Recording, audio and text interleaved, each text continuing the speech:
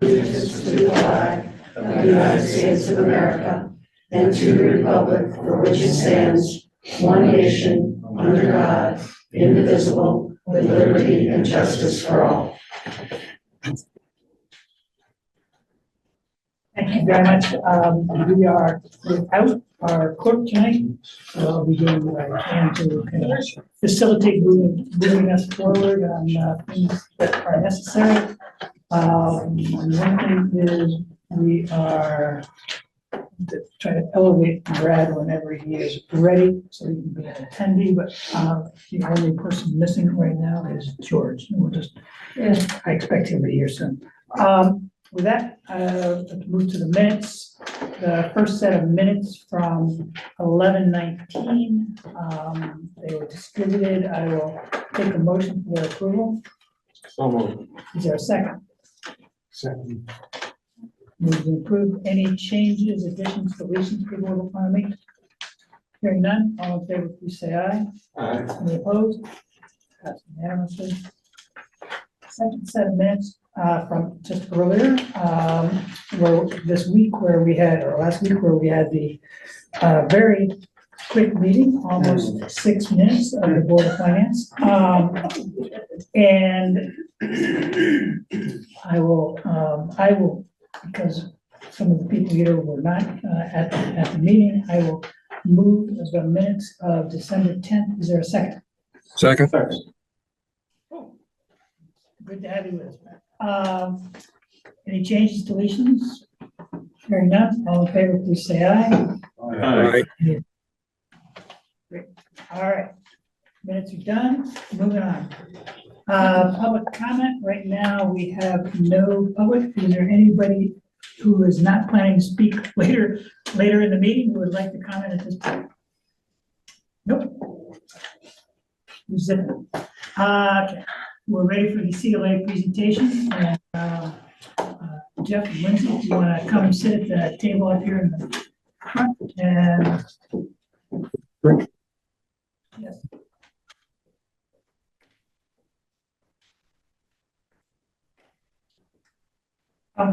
Let me just kind of set the ground. We've seen the PowerPoint. So we don't need to read through the PowerPoint a second time. So my suggestion would be, why don't you take about 15 minutes to hit whatever highlights you want to hit, and then we'll take about 15 minutes Q&A from the board. Sounds great. Perfect. We'll try even make it shorter. How about that? You would be in everybody's debt. So just by way of introduction, Jeff Ziplow, one of the principals at CLA, Clifton Larson Allen, in our business risk services group. And with me is Lindsay Intreri, one of our directors in the same group at CLA. I'm going to go very quickly from an introduction perspective to this project. Actually, there were 3 phases, or 3, to be honest with you, individual projects. Information technology assessment, the town hall administrative assistant operational review, and the multi-department operational review. What I'm going to do is just highlight a couple of areas in the IT operational overview. I'll let Lindsay handle the other 2. So from an IT operational review, and it's outlined on the very first page, you're sitting next to Larry, one of the most dedicated, loyal, responsible people here in the town, and he does a heck of a job. That's the good news. The bad news is you have Larry. And my point in all of this is that there's a risk and exposure to the town that I think is important to note. One of the conversations we've had, and Larry and I have had this discussion before, so there should be no surprises here, is that, when he goes on vacation, he takes his laptop and he's available 24/7/365. And although we think that's really good, that's also not, that's a recipe for disaster long-term, because if we can't get a hold of Larry, we can't handle certain situations because there's really no one else to go to. So in our recommendations, we identified a couple of different options. One option is to actually hire an additional IT resource. These are either full or part-time. The other option was engage a third-party IT managed service provider in MSP. In conversations with the management team here, it was decided to hire Star Computers and get them ingrained with the operations, get them to understand how things work, what technologies are in place, and to use them as a sounding board, to use them as help desk support when needed, and allow Larry to go on vacation with a good solid peace of mind that everything will be in good hands. So that is item one. Go ahead. So 13 years ago, Star Computers was the town's IT. They came on Tuesday and Friday, and they walked around to see if everybody's computer was working. That was the town's IT back then. We moved to a little bit of a different model, and we ended up obviously in this situation with Larry. So we have a history with Star Computers, and they have familiarity with the town of Old Saybrook. So it's a good relationship from that point of view. And I think Larry, I don't want to speak for you, is comfortable with Star Computers as backup or a resource. Yes, I'll touch on that. Yeah, okay. But I just wanted people to know that it's not like we drew a hat and picked up Star Computers. They're very familiar with the town of Old Saybrook. Yeah, and they've done work, as you mentioned, for a number of years. So just from that standpoint, does that third party, Star Computers, solve the issue that you raised? Yes. As long as, and Larry and I have had this conversation, we need to get them they need to be transitioned in. In other words, they need to understand all the various systems. Doesn't happen overnight, and that'll take, a period of time. But based on our conversations, he recognizes that it's important to, transition and share the wealth of information that he has right now. Got it, thank you. Another item that we discussed is security. As you can imagine, and we are hearing it in the news all the time now, security is extremely important. The town has done a number of things to secure itself, and I wish we could say, well, we can just sit down and not worry about it. It's a constant theme that Larry is very much aware of. One of our recommendations was to change the password scheme here to enhance it, to enlarge it, make it longer. We've also talked to Larry about multi-factor authentication whenever possible.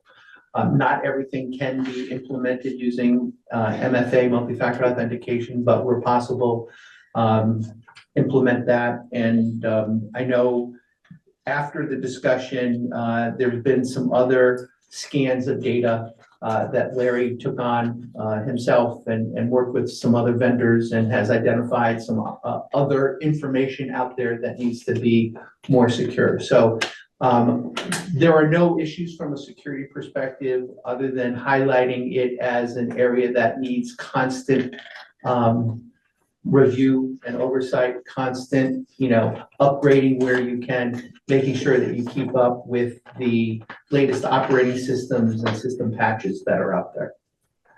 Okay. One of the other recommendations is to move towards cloud solutions. The reason for that is the cloud, believe it or not, the cloud environment is well suited to a more secure environment. One of the areas was with Office 365, which is taking your email and putting it in the cloud. Office 365 is a software product with Microsoft. They have a very good environment, a very secure environment, and that does offer multi-factor authentication. So that's a good security opportunity there. That has been implemented and it is working. And then on an ongoing basis, you can take advantage of other capabilities in the cloud environment, Teams and other software capabilities that will help create a unified environment here for everyone using the same software products, as well as keeping everything and everyone secure. So with that, I'm gonna stop on the IT side. Any questions? Tell you what, let's hold the questions. Okay, We'll give Lindsay a chance, Absolutely. and then we'll fire. How's that? you got it. Perfect, thank you. Okay, so if you go to page 8, I'll go through kind of the key findings. So the second assessment was the town hall administrative assistant review. The beginning here, we just reiterate what the positions are and which departments were in scope. So I'll jump to findings and recommendations.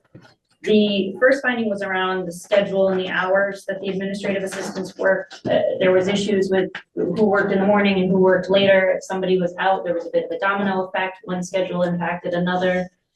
Requests for time off in terms of did they go to the department head or did they go to Carl? It was just a little bit gray. And so the recommendations here was let's standardize the practices for scheduling, requests for time off, consider getting those schedules more uniform across the board for the administrative assistants. The second finding on the top of page 9 was in regards to the rotation.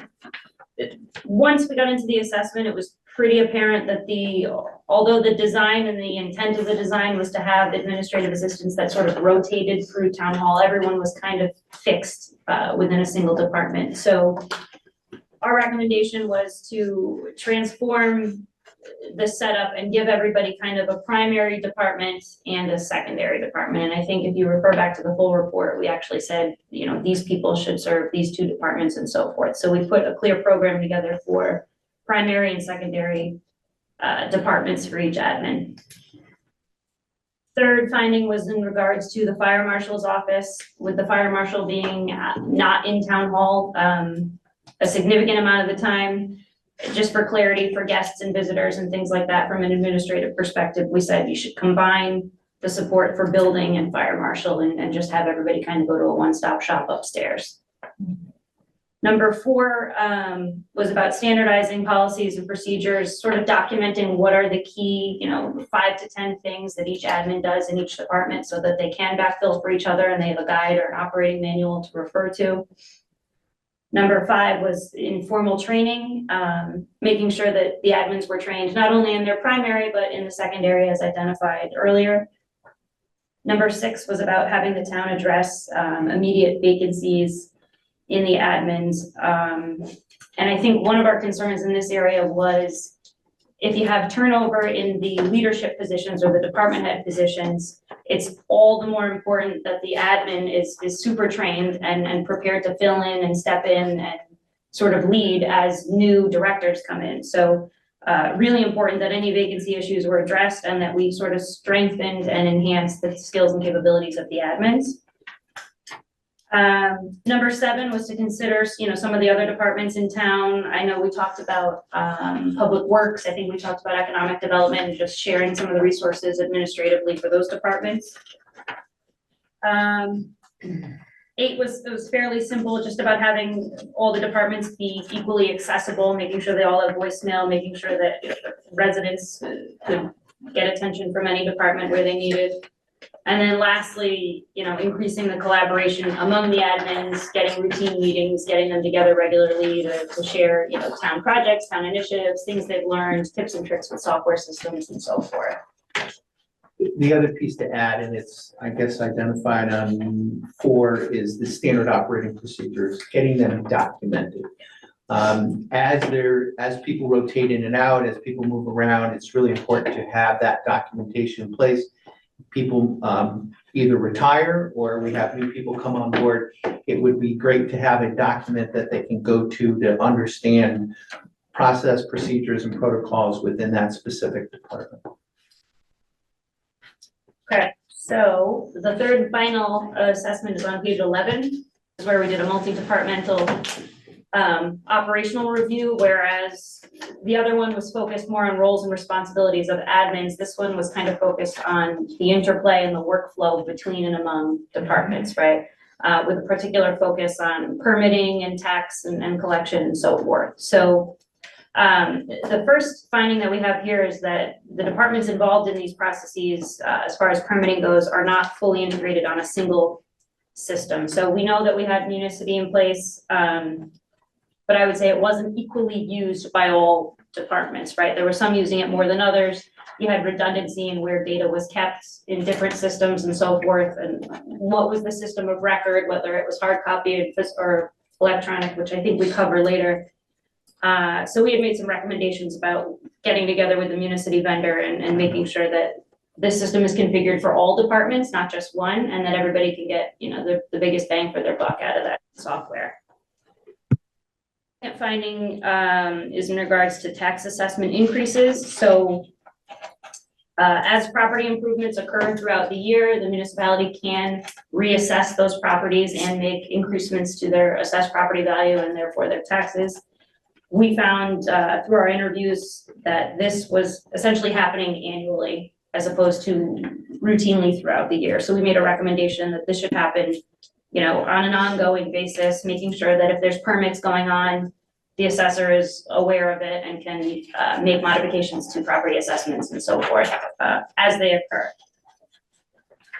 The third finding is that there is no tax clearance currently or a vetting requirement prior to somebody picking up a permit in town. So there are other municipalities where prior to getting a permit, you need to be current with all the tax payments that you owe the community. That was not in place at the time of our assessment. We made a recommendation that you consider that. Number 4, I touched on earlier, essentially getting our arms around where all the property files are. I think there was 2 different systems, Approach, Municity, and then you've got a physical file room upstairs that's got a number of documents in it as well. Our recommendation was, let's figure out what the system of record is gonna be. Let's make sure that everybody can go to a single place and get all information that we have on a single property so that we're not leaving any information out when somebody comes in with a request. Item 5 was a recommendation to update MapGeo, which is your GIS software.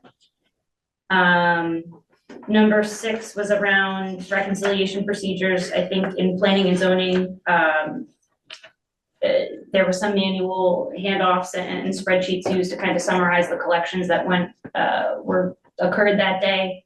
We made some recommendations for formalizing that, maybe putting a second person in that loop so there's a bit better segregation of duties in that area. Item 7 was a couple of people had made comments about challenges issuing customer refunds, so we made recommendations to update that process and get everybody trained on it so that it's not gray. Item 8 was on commission member management. I think this goes to there are physical cards that keep information on the commissioners. Somebody else had a spreadsheet and we said, let's have one and let's make sure it's all in one place, digitize it and make it jointly accessible so that we don't have it in 2 places. Top of page 13 was just about improving communication, getting planning and zoning, building and the other departments together regularly. Sure. For a second, just a clarification Yeah. question. When you say commission member information, what commission are you referring to? I can help you with that. All permissions, I would say, sir. So I think that goes to a member of the public saying, who are the. Right. And so what we did when we got this Yeah. recommendation, I Yeah. got the current list. I made sure it was correct with everybody. I put it with our admin in our office, Chrissy. We have a Word document that is current. It's gonna go down to the town clerk's office because that's where people resign and that's where they get sworn in. Right. Other than during the election cycle, it should be one-offs here and there. After each election cycle, it should probably be done in my office again, or in the first selectman's office. But that's what it is, just so people It's just a can, better tracking mechanism. people know who's a member of the planning commission, if there's a vacancy, Mhm. anything. Okay, thank you very much. Item 10 was on the inspections process. We had made some recommendations here about, you know, take iPads out into the field where you can update the property file while you're out there as opposed to doing the work there, bringing it back and redundantly entering it into the system. Also, you know, taking an opportunity to have the assessor and the building official join forces. There are some low-hanging fruits that one person can knock out while out in the field as opposed to having 2 trips made to the same property, so recommendations on joining forces there. And just so you know, sometimes they're now sometimes going out together. Right. And then lastly, updating the software systems that we have. So I had mentioned Approach earlier. This was kind of a bare bones system, I think, that was upstairs in P&Z that had some property information in it. There's no reason that data can't be put into Municity. And so we said, let's just take this opportunity while we maximize Municity and put everything we possibly have into this system so that it's all in one spot. That is it. So with that, any questions? We went over. I mean, just broadly, obviously, we decided to kind of self-examination, which sometimes was not always, not that anything's overly critical, but sometimes hard to hear and had to work through it a little bit. But it touches everything. As you can see, it touches finance, it touches, a lot of this touches IT. And I'm sure Larry would like to say a few words. But the good news here is we have already taken a lot of these suggestions and said, oh, good idea. So the admins, 5 years ago, we said, everybody should be an admin. There shouldn't be a tax assessor admin that we can't use somewhere else, that, when we need to, floaters. But that may be unrealistic, so the buddy system might be a lot better. Hey, you're familiar with 2 departments, not 6 departments. So we like that idea and, we're, looking forward to implementing it. However, there are certain offices, I'm not gonna go down in particulars, that we may have to wait a little while before that happens, because there are institutions in a certain office that may not care to pick up, or may not be, they're actually different wage grades sometimes, which will be corrected upon either retirement or resignation. So sometimes it's not as easy to do it, even though it is the long-term goal to do it, and we are doing it with other offices.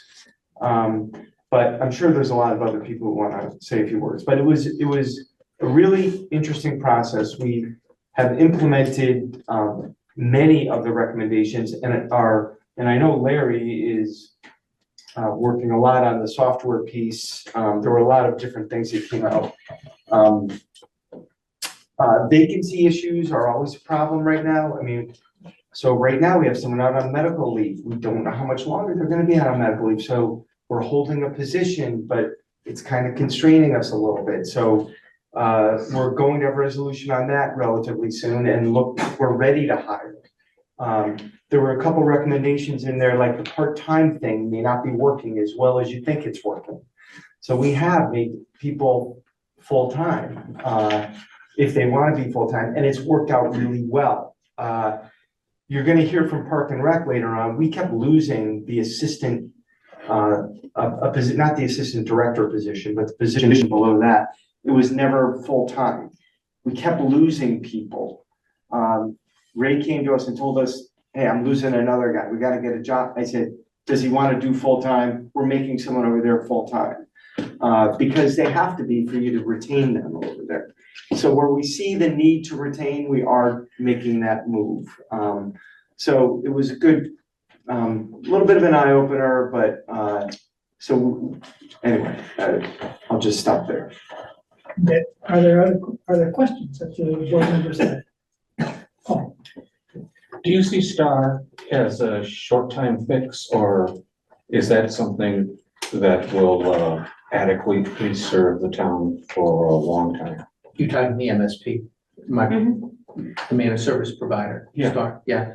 I think that they could be certainly a long-term solution. I do believe you need a full-time IT support person, right? So when Larry decides to retire in the next 50 years or so, my sense is that we would want to, and I would highly recommend that you replace him.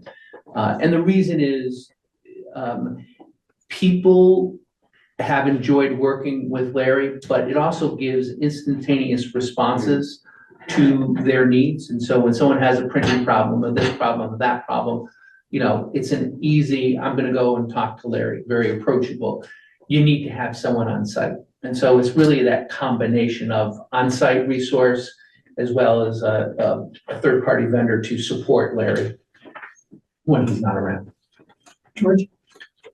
So first of all, thank you for this presentation. And I had to commend a lot of things you said. I think I appreciated the commendation part of your report, but I think there's a lot of things that we do well, right? And I think we need to highlight those. And so and my read is that a lot that needed work is just procedural and processes, right? And we're a small town, and so it's like just cut us some slack. I have two questions actually. One is maybe this is more towards Leanne and Carl. What is the cost to us? Right, we would have Board of Finances. So at the end of the day, how we operate processes really is Carl's and Leanne's purview, it's not ours. But we do, all I'm gonna say, to implement this is gonna cost us what, right? So I highlighted some of the things we said, like the STAR program, like $36,000.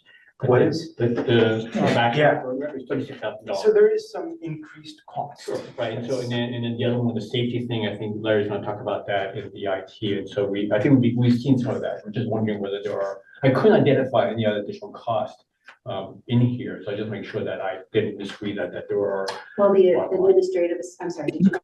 Going full-time, Yeah. which can come with benefits.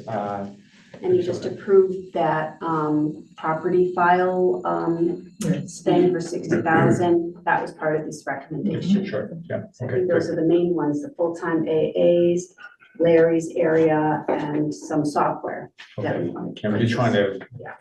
get a quick capture what that all that was. If I may, another question, and so I appreciate when you're beginning with, in your preamble, where you talked about looking for inefficiencies and so on. I'm also wondering whether you looked at, what do I use, duplicates in this town, and I don't want to ruffle any feathers, I want to be very, very conscious about this, right? And so, the school is a huge part of a town, and so I think one point of here, you mentioned that you actually interviewed the public schools chief information officer, I guess they're IT people, and so the question becomes, right, what do you guys look into basically combining town IT? So the backup would be the school, right? So let me tell you how I met Jeff Ziplo. We have talked about it. Yeah. Yes. Right. It doesn't, you want to answer? You wanna- Yeah, to be honest with you, I had a conversation with the current IT manager at the time, and I believe also spoke to the superintendent. It's not a good fit right now. I was hoping that we could, because I believe, let me take a step back. I believe very strongly in shared services, meaning we should be able to combine like areas and bring them together. One area is certainly IT. Based on my conversation, there's no way that the school district would be in a position with Larry to combine forces. It was just not a good opportunity at this point in time. I think a combination of people, personalities, as well as they have a whole host of things going over on the school district that it wouldn't be a good fit at this point. Can I just, kind of following up on that, there was also mention of the fact that the police department runs an IT effort. I don't know whether it's an IT department, but if the school's not necessarily a good fit, is there an opportunity for synergy relative to what is happening within the police department? If memory serves me, the IT manager over at the school is the same person that supports the police department. And that's one of the rubs there as to why it may not really be a good fit, because how this individual spends and divides their time between the two groups is certainly up for discussion. And there was a lot more, there's some issues with that whole process of having an IT director over at the school who is also the chief person at the police department. Have you run into any municipalities that have IT departments for both the Board of Ed and the municipal side? Yes. And does it work? Sure. It can. And here's some of the caveats. One, you need to have strong individuals, technical skills that complement one another in the two groups. You need to create an SOP, standard operating procedures between the two groups. You also need to have I'm gonna call it a document that links the two groups together, because questions are gonna become who pays for what, what's the order of importance between the municipality and the school. So if a system goes down on the school side and a system goes down on the municipality side, who wins, right? Well, we need to document all of that. It can't just be, well, we'll figure it out at the time. That's not a good way to handle it. So it works when you document all the policies, procedures, and protocols. It works well when you have board members on both sides, Board of Ed, Board of Finance, and Town Council, who want to work together and, make it a reality. I will tell you, many times, public safety is left out and does their own thing. I don't know if that answered your question, but. Yeah, that was great. Thank you. Another question, similar in terms of shared services potentially and casting no aspersions on everybody that works full-time. But I mean, based on some of the recommendations, what are your thoughts on a town of Old Saybrook size having professional human resources and or like a chief administrative officer in terms of consistency, whether that's shared with other departments or just for the town itself? I think it should be shared if you're gonna go down that path, to be honest with you. I think the more we can share, the better off we're gonna be from the standards are gonna be the same, our policies and protocols are gonna be the same. Again, some of the challenges are trust between the town and Board of Ed school district. And that is huge, believe it or not. And thank you, but just to be a little bit more clear, in terms of like human resources, for example, or a chief administrative officer, we've been lucky, right, that we have consistency in terms of the first selectman, but you could be in a situation where every 2 years you have a new person coming in, and that would be not necessarily a consistent employment environment. I mean, are we large enough as a town that we should have a human resources or a chief administrative position? I could see a shared HR person between the two. I don't think the town needs their own On its own. HR person. So, When you say thanks. between the two, the town and Board of Ed, but they won't agree to an IT person, so we're gonna get them to agree to an HR. No, I didn't say it was easy. I said. I'm just saying. so, a chief administrative officer would be a switch to a different form of government, which is a charter revision. That's a totally different issue, and I know you. And if I mean it that way. No. I do. I mean, if that's what people wanted, that's the direction the town should go. And it does give a lot more stability, so you're not wrong at all about that. HR, I don't feel like we have struggled with HR. We have issues now and then. We have attorneys on call who are excellent HR lawyers. We use Kaler and Rose, Robin Kaler up there, and Pat McHale when we have other HR. We have an HR issue going on right now that is being handled as we need it to be. I don't know that we're struggling with HR. I don't feel like we have issues come up. I'm not saying they don't, but I don't feel like it's something that's a continuous issue in the town. Now, we've talked about it at the COG level, having a shared HR person for exactly the reasons you point out. Are we big enough to have our own? Well, probably not. And a lot of the stuff gets discussed. doesn't always happen, you know, people are, it costs money, you gotta put it in your budget, so. George? I think what I'm hearing from you, correct me if I'm wrong, is that I'm hearing a lot of the hurdles being cultural, or cultural differences. And so, and that's fine, it's understandable, that's a huge hurdle. But it'd be nice to see what are the hurdles that's not cultural in terms of getting a shared IT department. Trying to make something that perhaps a little bit more innocuous, right? That is not personnel or culture dependent, to see whether that's a possibility and what are the hurdles to do that.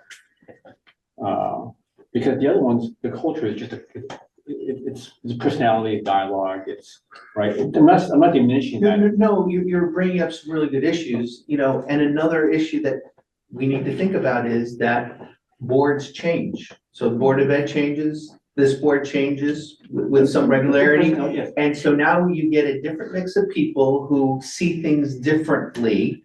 And again, I'd like to set all that aside and say, what's right for the municipality as a whole, right? We have worked successfully with other communities, right, that have just said, this is what we're gonna do, we're gonna make it work, we're gonna make it happen. And they make sure that the Board of Ed and Town Council, Board of Finance are all working together. And that's hard as well. So it can, but there are certainly things that there's some potential obstacles that we need to deal with up front. Brad, do you have any questions? No, I don't. I'm all set. Thank you. Megan, are you all set? I'm sorry, Bruce, you look like you had questions. Feel free to jump in. And just on the shared, that's why I wanted to jump in on shared services. I've broached this conversation with the Board of Ed over the years multiple times, and Leanne's been part of those conversations. I'm not saying it's them, I'm not saying it's us. It's also, and this is not an excuse, it's the exception, not the rule, that there are shared services between That is true. boards of ed and towns. There are shared finance directors on one hand, maybe, in the state, between a board of ed and a town. Mm-hmm. I don't know why, it's not IBM, it's not Microsoft, you would think you can have a finance director that can run both, right? I mean, but I don't know if it's getting back to the culture thing, I don't know whether it's like, who do I answer to? Madison has one. Stores. Mansfield has. Oh, maybe it's Mansfield, yeah. It's Mansfield. Yeah. Mansfield. I mean, you can, you have to think about them and name them, and it's just, I don't know why. You could probably explain better why. It seems like it shouldn't be that complicated. Anyway, that's a comment. Until you sit in the room. Couple questions. One is, I didn't quite understand, and this is actually the management comment, on the town hall administrative assistance, the operational under number 1 finding, the management comment that says town has made 2 administrative assistants full-time at 37.5.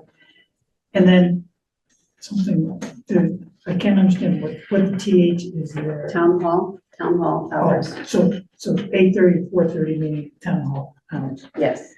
And then believes 2 part-time positions still make sense. At some point, there was a discussion, there was 8 positions, and then there's only a discussion in management. That's about, are we down to 4 administrative assistants? We have 8 positions, and as Carl was discussing, some of those positions have been in certain departments for long periods of time, different wage groups. But in general, we have 4 town hall admins that support all of the departments here. And CLA interviewed all of them. 4 of the 8 are what we have, as people have left and we've hired new people, we hire them on as what we call town hall admins, where they can float, quote unquote.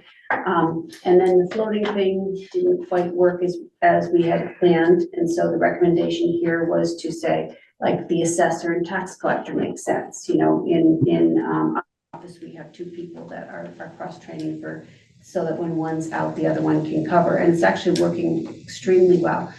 But we tried to get everyone, all of the four were part-time, and,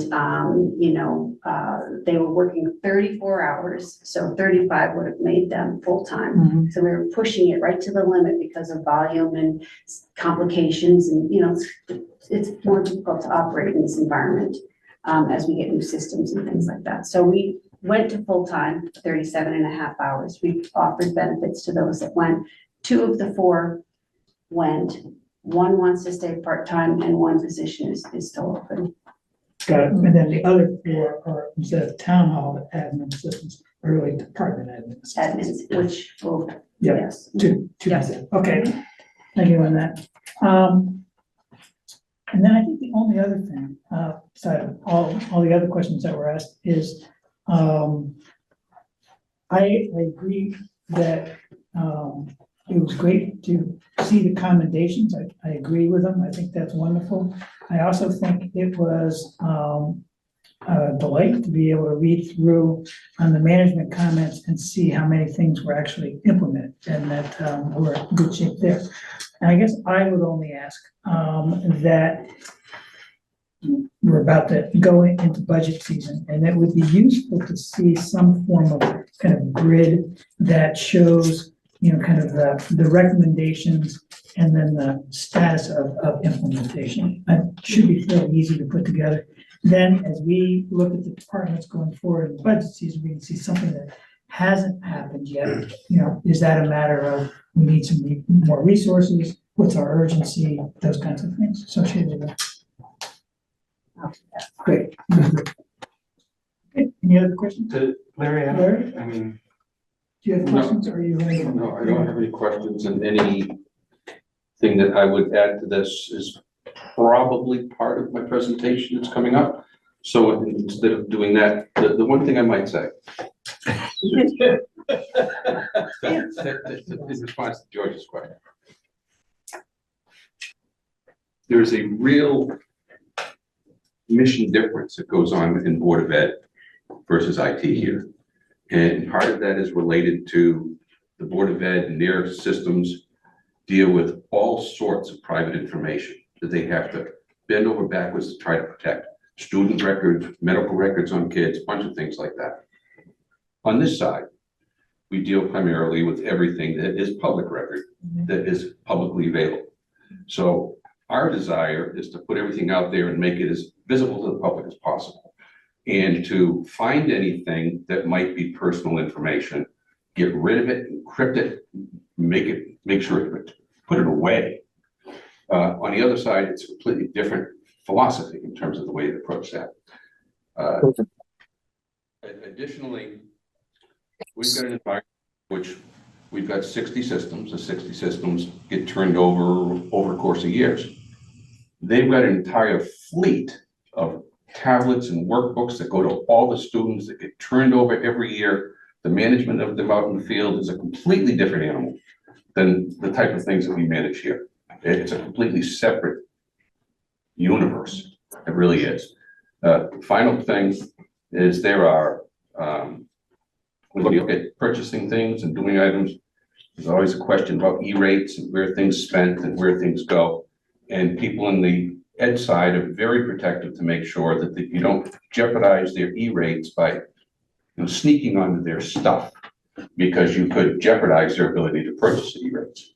So there are a number of nuts and bolts and things like that that make people squeamish and make the philosophies different, that sometimes makes it a rough fit. Good point. Okay. Anything else on this? Jeff and Lindsay, thank you so much. And Thank you thanks- very thanks much. for coming in tonight. Yeah. Appreciate you being here in person.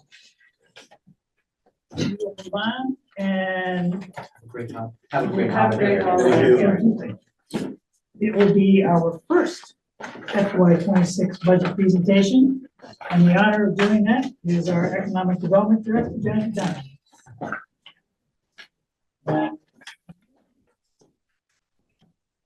You guys are starting early on me this year. I barely recovered from the Starlight Festival. Usually it's like in the new year, we're seeing it. So before I get started, I just want to introduce our crew over here. This is part of our economic development team. Dave Prendergast is the chair of the EDC, and then Susan Cush and Erica Cosenza are two of our commissioners who also generously serve on our marketing subcommittee and take my calls whenever I'm trying to get other opinions on what we're doing. So I definitely appreciate all of their support and to have them here tonight. A PowerPoint. Yes. Okay, good. So I know you got this in advance. I'm assuming you took a quick look at it. I'm not going to read it over for you word for word, but I will elaborate on some of the things on it and certainly take any questions that people have.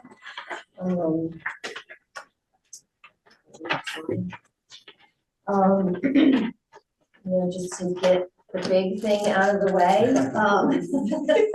Every year, here I am lately, asking for more investment in this area. I hope that my presentation shows you why we would like that investment. This year, we are looking for consideration of perhaps making the director role full-time to support the work that we've been doing, to hopefully you recognize the value of what we've been doing. I know that isn't, there's other considerations also, but I think that this would allow us to pursue a lot of our goals more fully. So also last year, it's not on this slide, but those of you who were here might recall that we did ask for a little funding for operations. And we meant that to be sort of a multi-year thing where we would eventually build up our marketing budget a little bit more, so that when we do lose our ARPA funding for our special project, that we will be in a position to, not necessarily continue at the trajectory that we were, but to maintain the infrastructure that we've created. We didn't ask for any operational increases this year because we're proposing the director increase. But we will come back to that next year, or if for some reason, we don't move forward with the director increase, I think I would ask for the operating incrementally like we had been doing in the past. So just to put that out there. Go to the next slide. Also along with that, been fortunate to have one of the administrative people on staff begin to be trained to support some of our work in the economic development department. Most recently, that person has been trained to help with our community calendar. We'll talk about that particular new product later. There's some other discrete tasks that have been identified that would be helpful to have some support on. And so that's not included in our budget because it's a position, but it will be very helpful to us in executing our goals. Does that show up in the course budget? Town hall admin. That's one of the CLA recommendations that you just heard to help, so it's with an existing admin. He's giving support to them. Okay, I was just wondering where budgetarily. Yes. Town hall. Here's just some of the major accomplishments that we've had this year. A couple of them I've called out later on in the slideshow, so I'm not going to go through each of them, in detail.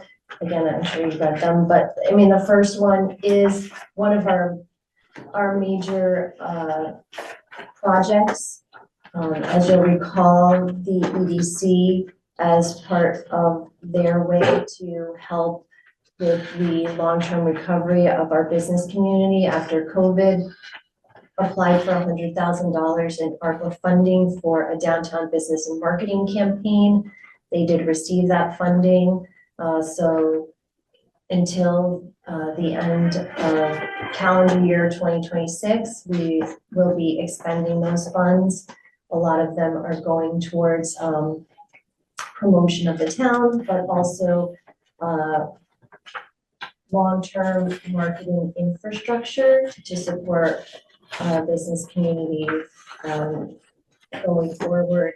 So they're investments that we'll make now, and we, will continue to support them, but we won't have to redo them over and over again. So it's great to have that seed money to lay the groundwork for those things, and some of them we'll talk about later. Let's see, we'll talk about the grant a little more later. I'm sure you're all familiar with Mariner's Way. That's been a big project. We're looking forward to moving to the next step with that in the new year, to sort of revitalize an underutilized area right now. Our special events, we'll talk about those a little later, holiday lighting a little bit later. This focus on Main Street is also part of our ARPA-funded business and downtown marketing campaign. We've partnered with Connecticut Main Street Center. They are an organization in Connecticut whose focus is just what they say, Main Streets, and the vitality of those as an economic driver, as a draw to towns. They provide a ton of resources. Being a member has actually been very good for us in helping to give us a blueprint for some of the things that we're doing well, some of the things that we should be doing better. They have come here, they've done walking tour on site. Each year they'll do an annual assessment. This is the second year we've taken part in that. Our field representative comes here, sits with me for about 2.5 hours, and we go through like an 80-point checklist. And then they come up with this score for us. They try to tell you not to look at it as a report card. It's hard not to. But this year we really improved in a lot of categories based on following through with some of their recommendations. And I think that it's been really helpful for the commission and the department to be able to have sort of that outside feedback that says, okay, great job, next step is this, and this will be the result of that. So that's been something that we've been really working through on that. The Thrive Project, I'm not sure how many of you are familiar with that, through RiverCog. Our town planner, Chris Costa, and I have been working very closely on that project. In the beginning, it seemed like such a lot of work, and were we going to see results from it? Sometimes you get these big regional things and you wonder, when is that going to trickle down to us? I have to say that now that we're getting to the end of this project, I'm really grateful that we were involved in it, and that is going to be providing, I think, a lot of really valuable resources to the town. Some of them that maybe we could implement on a shorter term basis, some of them on a longer term basis. So there may be things that come back to you guys with at some point that come out of this. So be prepared for that, but they're all very exciting things. And I think we didn't have to pay $1 for any of these studies, and I think they're gonna really result in some quality information that we can use to develop things that are of benefit to our town. And we've also been expanding our collaboration with some of our neighbors, which is also exciting. So from there, unless anybody has any questions about those. Is there a cost for that Connecticut Main Street Center? You said we're members of that. There's an annual fee, and we have been paying that out of our ARPA funding. So It's about 500, isn't it? I think it's More? $500 or $750 a year, yeah.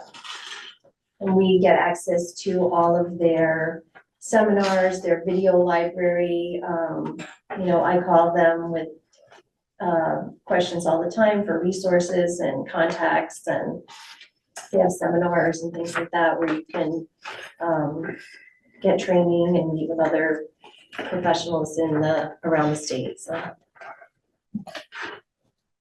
Any other questions on that? Okay. So I just pulled out about 5 different things that we could talk a little bit more in detail about, some highlights here. We've talked so much about the marketing program for ARPA, so I thought it would be good to see some of the results of that. This is actually a picture of a dessert from Celebrate Saybrook 2024. And we repurposed it into a social media post or digital marketing post. And just to give you an idea of the reach we've had over the last year, just on Facebook advertising, over almost 2.5 million views. And then on Google, another 2 million views. And the gold standard, moving beyond getting just those images out to people, is the click-throughs, the engagement. And what we've been getting from our results are statistically above what is the industry standard. We've been getting very good results. Our social media followers are up. So all of this is moving in the right direction. For those of you who wonder why you would want that many views and impressions, unfortunately, when we are all bombarded with messages all the time from tons of locations and all this information, it takes several views for anything to click in somebody's mind. So you really want your message to get in front of people 5 times, 6 times, 7 times before they're like, oh yeah, I remember that, I see that. And so we use lots of different ways to do that so that, we can reach different demographics and also get our message out to people. So we've been having really good results on that. Very much good bang for the buck, so. So metrics, we all hear about metrics, right? I mean, so they're hard to quantify. So what does that mean? We got 2.5 million, whatever, so what?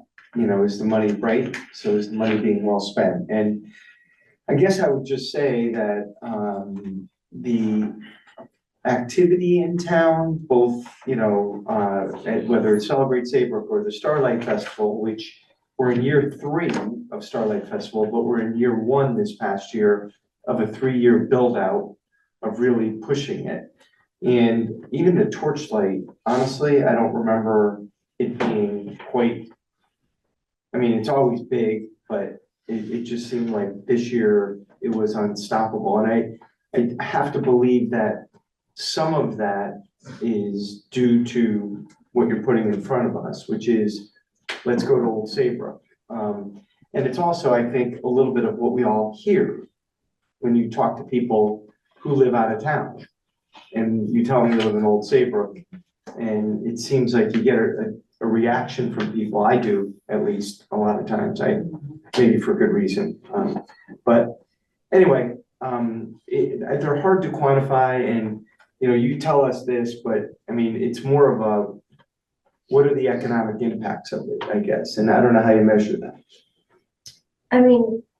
We are trying to build up the way we quantify that.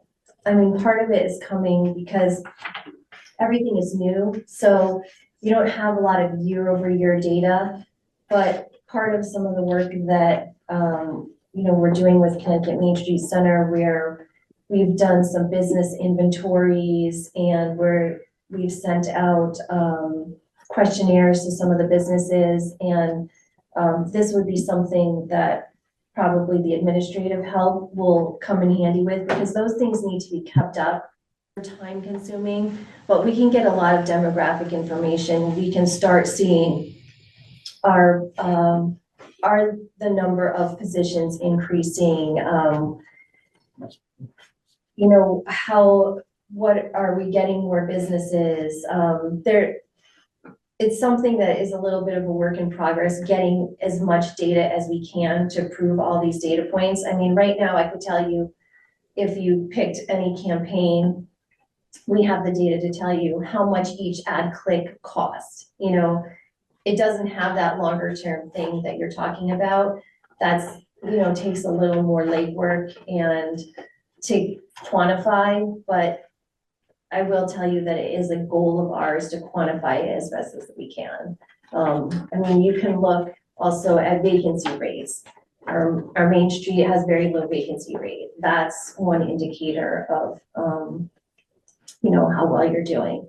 There's lots of little things, and then you have to put them all together and sort of say, is the puzzle looking like it's in a positive direction? Okay. Yeah, I would love to be able to say, oh yeah, this is worth $3 million, but it's hard to put it that way. Of all the metrics, is the followers the most important one? Is that the goal of like Facebook, the clicks and the other issues that you're giving us on the marketing? Interaction is the most important thing. Having people sort of engage with your posts, or to convert them, they call it, where you're having them view something and then they're clicking to go to another place where you're going to give them more information. So that conversion of people from just seeing your message to interacting with it to then going to the next step with it is the most important thing. So the followers are not the most important, but wouldn't all the other metrics be focusing on increasing that dimension? Yep, so followers are important. I mean, I can say they're not, because those are people who already have an interest in what you're doing. And so they're getting your message more frequently. And actually some of our most recent work has been kind of exciting, because I'll show you an example of one thing later in the presentation that we are doing to promote our calendar. And we've been getting such great feedback on it. And about half of it is from followers and the other half is from people who aren't following us. So that's great to see that our message is getting out there even to the people who didn't already know about us. And that's what we want to, so. Thank you. Yep. I appreciate, you know, your comments about how difficult it is to measure what your department does. I think I mentioned this last year, and I'm going to repeat it this year. What the department does is just enormous. And I think it's really hard to quantify, but I think if you look across, not just the two events or the web clicks, I think you get some population, but it's just across the whole board, right? Just, I mean, the things that we can track are like how many people come to the kit, right? What we can track is how many people visit the beaches during the summers, or the mini golf and so on, right? How many people buy homes in Saybrook, right? Whether the town is actually growing or the town is getting dilapidated, right? I mean, those are just the intangibles that one can feel, and whether people think about Saybrook positively or negatively. And I think in general, it's always a plus, right? I remember someone said that we got named as one of the Christmas towns or something recently. Most Christmas. Right, I mean, those things like that, right? And I remember Harvey's Beach came up recently as one place to go visit in Connecticut, right? I mean, those are the kind of things that just happens, and it's just the cumulative of all that, right? And so, a one-person department, very impressive. So, I'll have some other questions, I'll let you finish. Okay, we can move on from this slide if people are okay with it. So I put this slide up here based on some of the questions that came up last year. This is our pyramid of need. And we go over this every month with our marketing director. She reminds us that this this is where we're going. So, you know, we started out with getting some of our marketing and branding, starting to put in place some of our infrastructure. And then we take that and we move to our digital marketing and all that, creating that footprint and refining our messaging. We did start really targeting business to consumer at first, which is more like, you know, the people who wanted to come here. We are starting to transition more over to our business to business messaging, which is really engaging our local economy here, all of our business people, starting to work with them more in partnership. So, you know, each level, each thing we do is more towards our goals.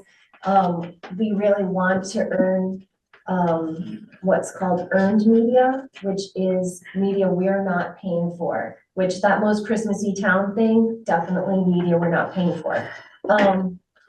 This, for any of you who saw it, this we did not pay for. We're on the front cover.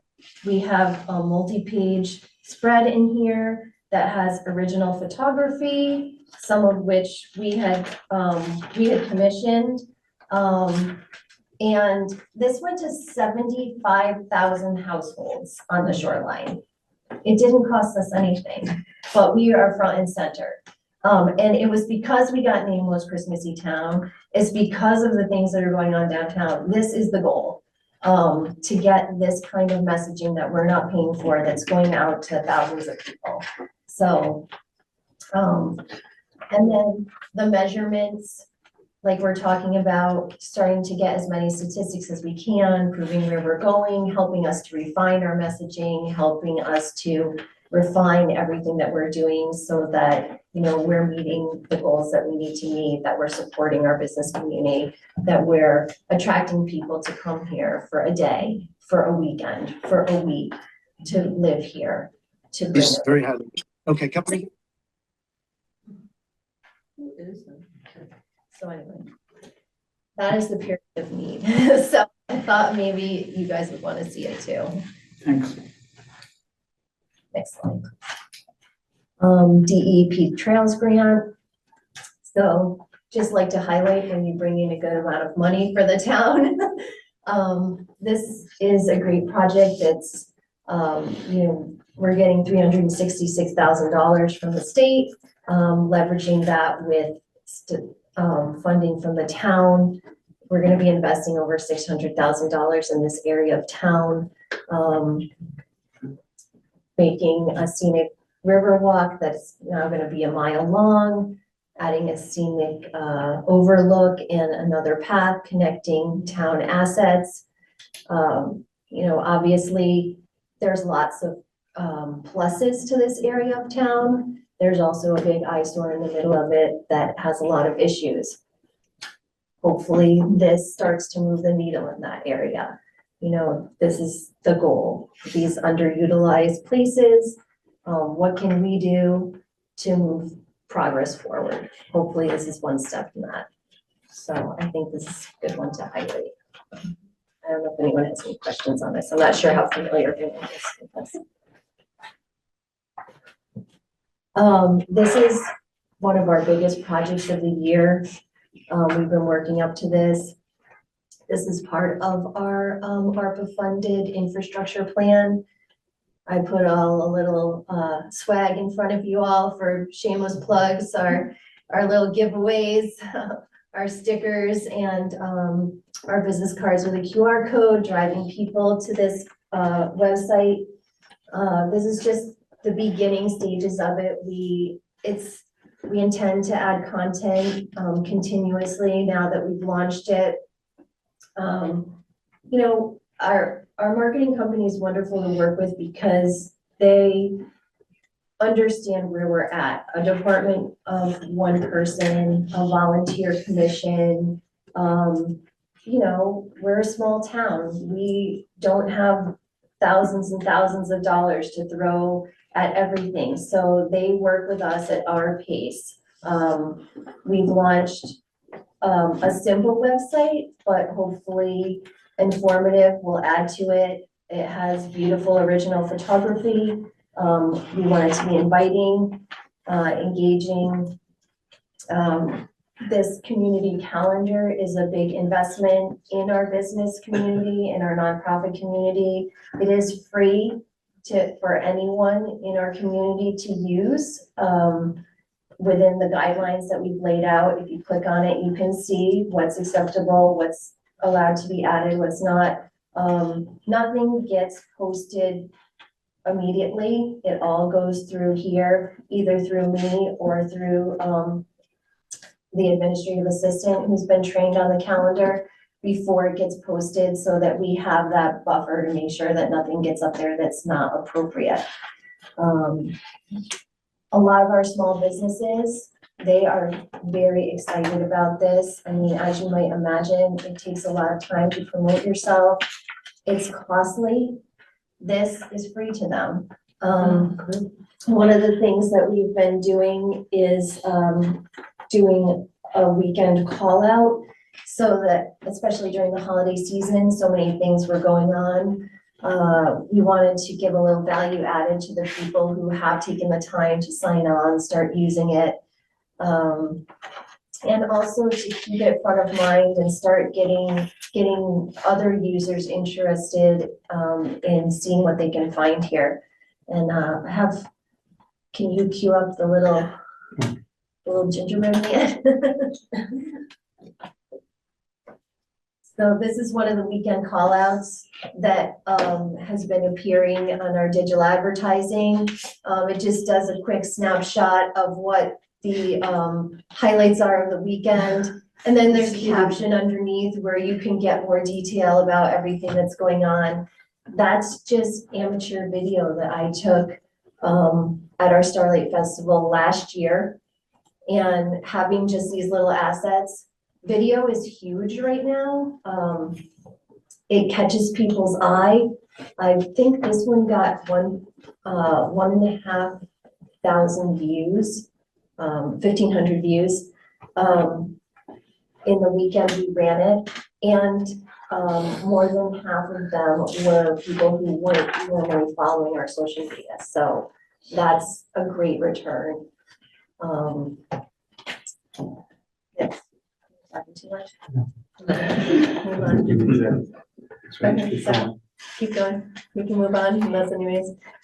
Our townwide special events, of course, these are not specific to the Economic Development Commission. We are one partner here in the town that helps make these happen. They are big events, but we do handle the landing pages, the promotional pages that have all of the information that people need to go to the events.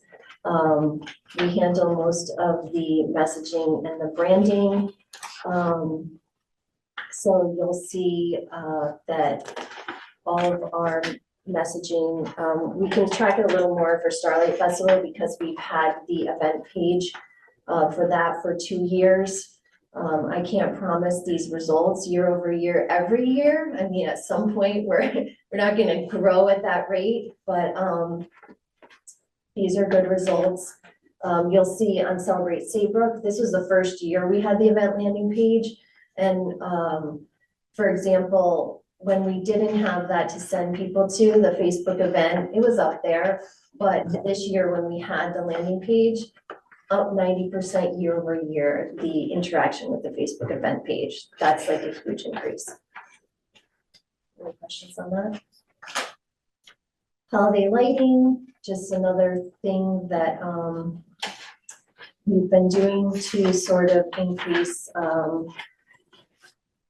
pride in the town, interest during this season.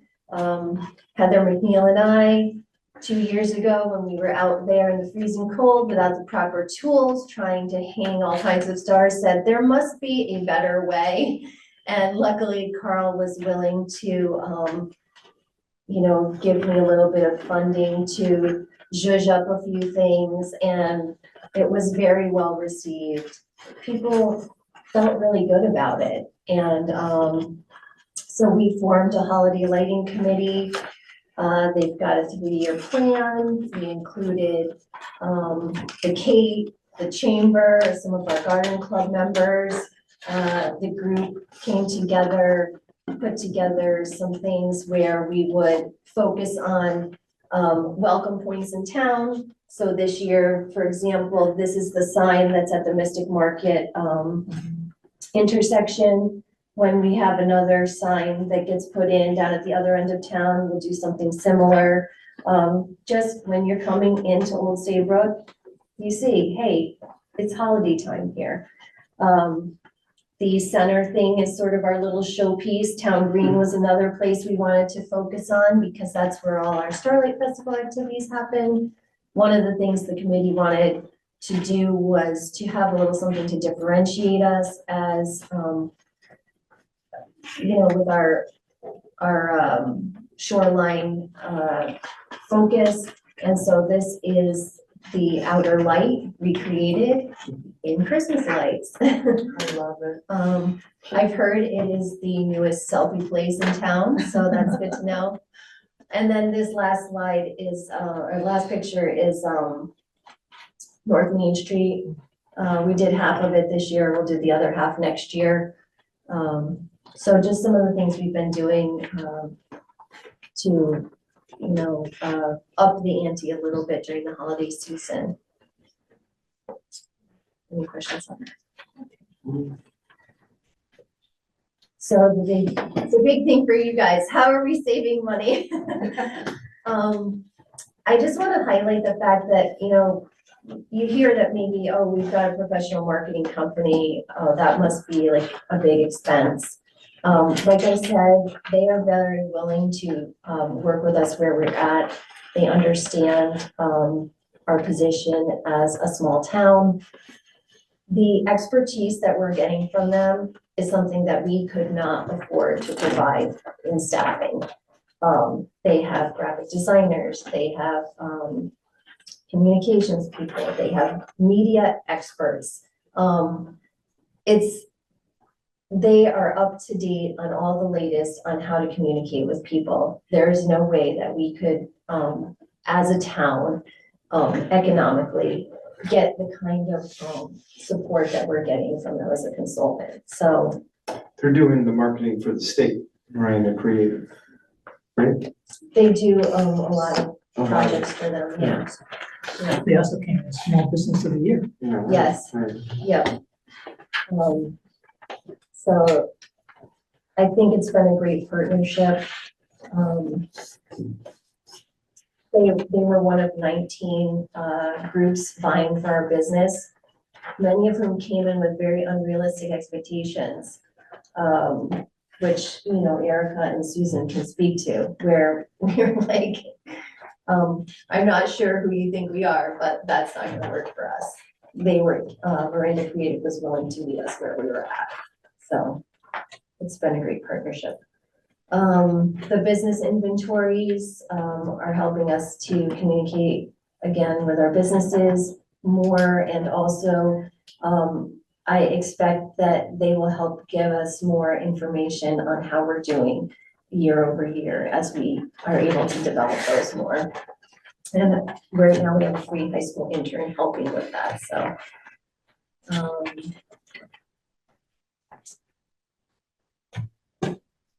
Any specific questions on this? And the high school intern is through Karina Using's program at the high school. And we haven't had an intern in a few years, but Karina promised that this intern was going to put her head down and really look forward to helping the town, so. Great. Mary?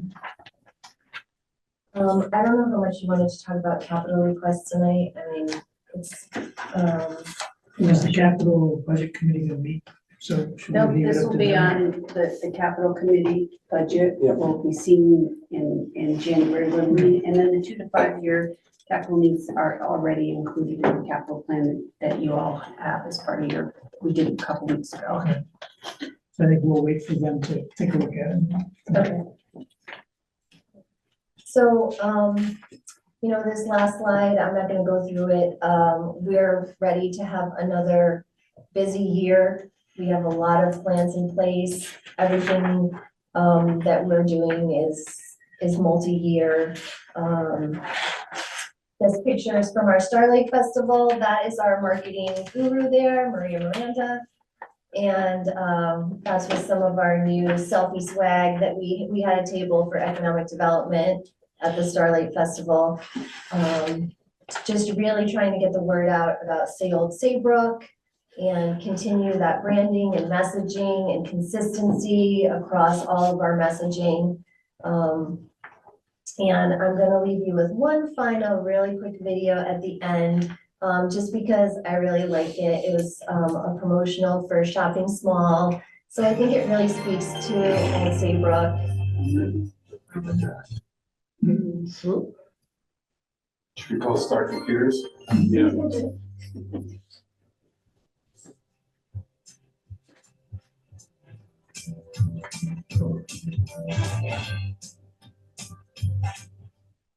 I saw it multiple times. Oh, you did? Who made that video?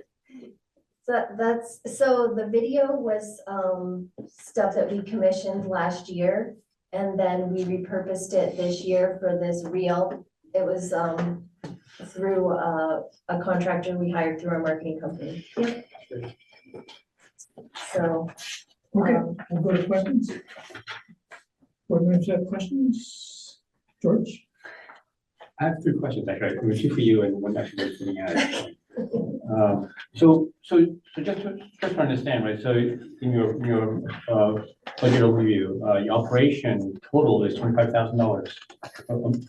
I'll add in a meager $25,000, $25,000.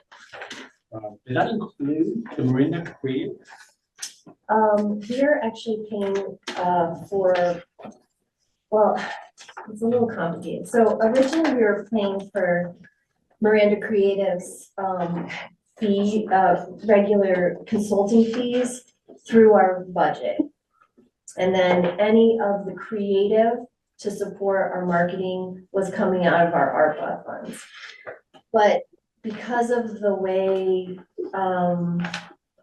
the ARPA funds had to be contracted before the end of the calendar year, we just recently flipped to having a contract with Miranda Creative coming out of our ARPA funds. So going into fiscal year 26, Miranda Creative is not part of this operations budget. No, but instead the creative will not be part of the operations budget. It was the only way to make the contractual piece work in the time frame for ARPA. So we kind of flipped the switch a little on it. I'm not sure I call that, but the bottom line is, the outsourced marketing group, their cost is $25,000 less. It's less than that for their contractual. Right, and your total budget is only 25,000, so it's impressive. Right, we couldn't pay for everything that we're doing without the ARPA funding. Right, but obviously with that be completed, so we need to think of something going forward, right? 22,500 is the marketing piece, so there's very other little operating expenses in economic development. It's essentially 20, okay. Yeah, we will need to build that up for when the ARPA funds end. And we'll also have to consider, you know, how much consulting work versus how much project work we're doing. But yeah, it won't be adequate. My second question, last year when we were presenting, if I remember correctly, you were involved in a lot of grant writing for the town as well. Do you still do a lot of that, or do you pass on that to somebody else? The last grant I wrote was that Trails grant. We do have, I'm sure Carl's talked to you about it, some money built into the budget for grant writing assistance.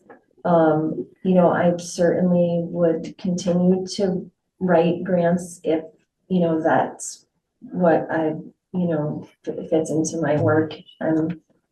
But So there are some like grants, things, yeah. there will be some grants that we can write in-house. Yeah, like the There just steep will be grants. because they're not complicated, but there will be other grants with the money we put aside from the surplus last year that I will actively tell or the department heads to go on your listserv, see if you can find a grant writer, and let's get this grant out the door with a grant writer that will pay. So now that we have that flexibility, we'll be, and I've already said that to a few people, for grants, and certainly Chris Costa is one of them. Will be in the future. Bill Claffey, if we can get grants for DPW, and Ray Allen up at Park and Rec. I mean, I told Ray recently, I said, you need to, let's find a grant writer, let's find the grants. We have the money to pay these grant writers. But there are other grants that we can do in-house. Larry did one recently, and he'll talk about that in his presentation. And we received some money. But I did just use about $1,000 of the grant funding to try to get, and I don't think you see it. It's not here tonight, no. That's right, we didn't get the grant yet.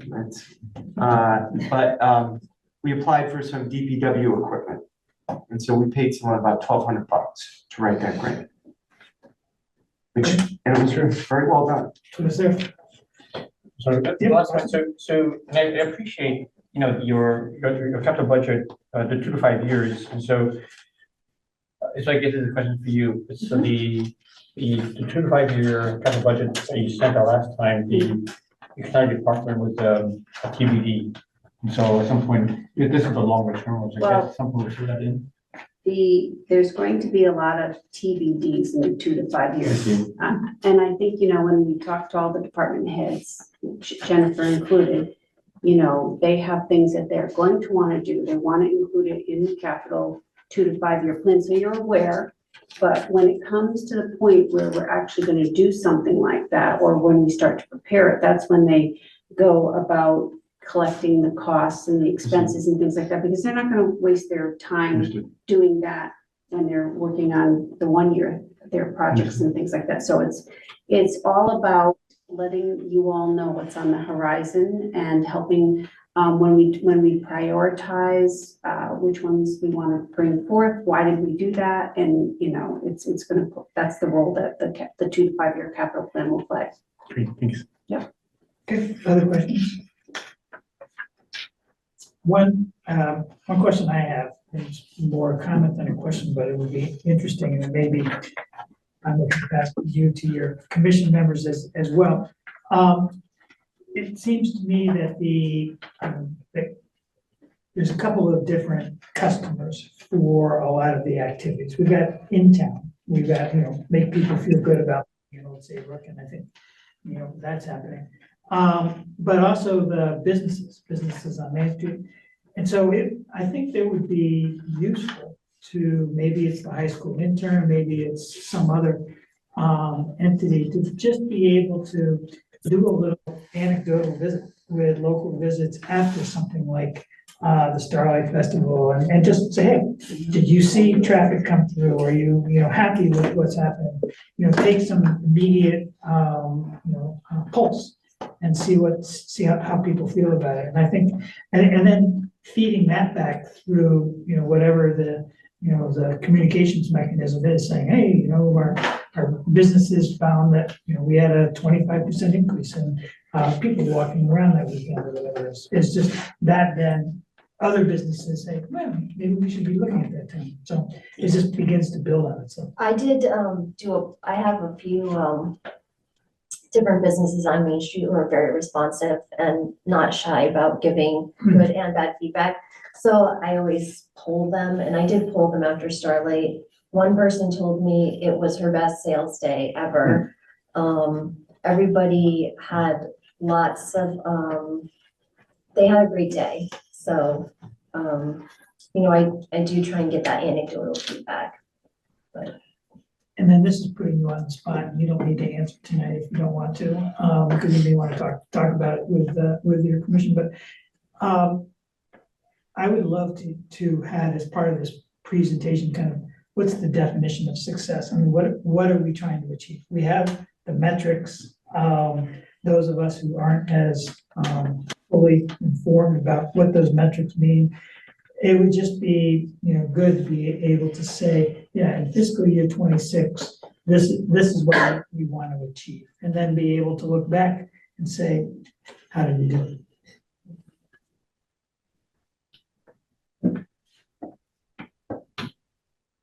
I mean, I think we do know some of that. But, you know, some of it evolves too, yeah. I mean, obviously growing the website, getting the calendar, you know, more people interested in that, and getting our message out, and then seeing how that translates into how many people are coming to the website. All of those are like real statistics that we'll be able to get after next year. You know, growing our special events. Unfortunately, it's hard to quantify how many people come to those. That a lot of that's very anecdotal. Or again, from our businesses who choose to participate, who say, yeah, I made a killing that day, you know, whatever I put forward, really, you know, spoke to the customer, so. But we could definitely put together something more specific. Yeah. Okay. You guys wanna add? I was just gonna say, one of the things on the website is, if you go, there's a category dining. Press that dining. Every single restaurant, any size that is in this town is in that list. So you can, do you want ice cream? Do you want, you know, Asian food? Do you want a burger? It is all there. You can click on it. If it is linked in with Open Table, you can get right through Open Table that way. It's a great website. It is a it's like, it's just encapsulated of everything in this town that we can do. You know, one of the things we talk about, though, is do we want to be mystic? Half the town probably feels like, no, I want to stay exactly like we are right now. And there's another half that wants to have, you know, a more vibrant, every weekend, something going on. So we're trying to figure that out. The right balance. Yeah, there is a balance. One of the things I'd like to mention, just in passing, is that Jennifer talked about the Main Street program. We have seen results of that already in stuff that they have identified as things that could improve the appearance and the walkability of downtown. And we've had cooperation of the works, and they're starting to fix some of those. Another thing that's on the program is the crosswalk program that's going to be implemented. It's going to certainly be more safety oriented for people crossing the street and so forth. So I appreciate those types of things. And one of the things that's kind of like my personal thing, because I get started with it, is we're bringing back the piano to Main Street. And we've already got the piano in our hands, and by next spring we'll have it out in conjunction with Fred Astaire's. They're gonna be the caretaker of the instrument, and they've already got a cover for it so far. So we're looking to bring back things that have been part of downtown in the past, but just building on that and bringing them back along with the other new stuff that we're doing. Great, thank you. Jennifer, thank you very much. Appreciate the presentation.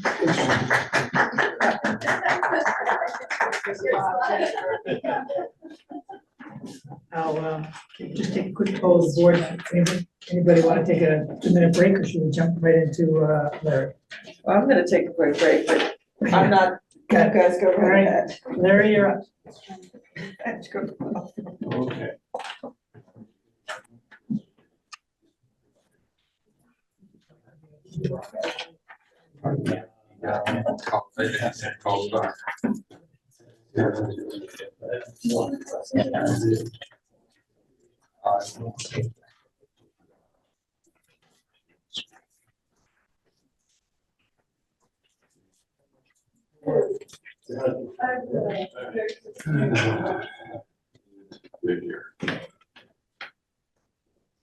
Okay, so we can Go for it. we're gonna go ahead and get this started. All right, so, agenda, taking a look at the budget, staffing, accomplishments contained the things that are on the standard set of slides you'll be seeing over the next few weeks. The budget overview. Yeah, there's increases here in the budget. And by the time this is done, you're probably gonna think that I queued Jeff up specifically to justify my budget, but that's okay, I'll work with that. And the budget is up a bit, over the previous fiscal year. Top four increases here. First of all, we'll start out with the MSP program that Jeff was talking about adding, STAR in, or the things that we did that ultimately brought STAR into here. Couple quick notes about that in terms of the. No, I'll get to that one in a little bit. The accelerated hardware refresh, one of the recommendations from CLI was to make sure that we were refreshing our desktops at a little bit quicker rate. Traditionally, it had been on like a 5 to 6 year cycle, and it was done what I would call informally. And we watch the system, you'd see them start to get slow, systems would begin to fail, and you'd replace them. There were some systems that we had here that were running, people's desktops were running perfectly fine for 7 or 8 years before we replaced them. Others died earlier deaths, so it was maybe an average of 6 years or so. The recommendation was to move that up to 4 years fixed and on a more rigid schedule. And part of this has to do with the hardware requirements that are necessary to go ahead and meet the new versions of the operating systems, meet security requirements and things like that. And potentially be, even though it's going to cause a little bit of a bump here, a little bit more predictive in terms of what's going on with the capital cost of replacing hardware. So when you take a look at this, there are basically 60 systems in the mix. If we were replacing them once every 6 years, it's 10 systems per year. We drop it to 4 years, we do a +5, about $1,000 per system, and ends up with plus $5,000 a year in hardware. So it's pretty straightforward arithmetic, but it will get us to a place where we have a good cycle going forward.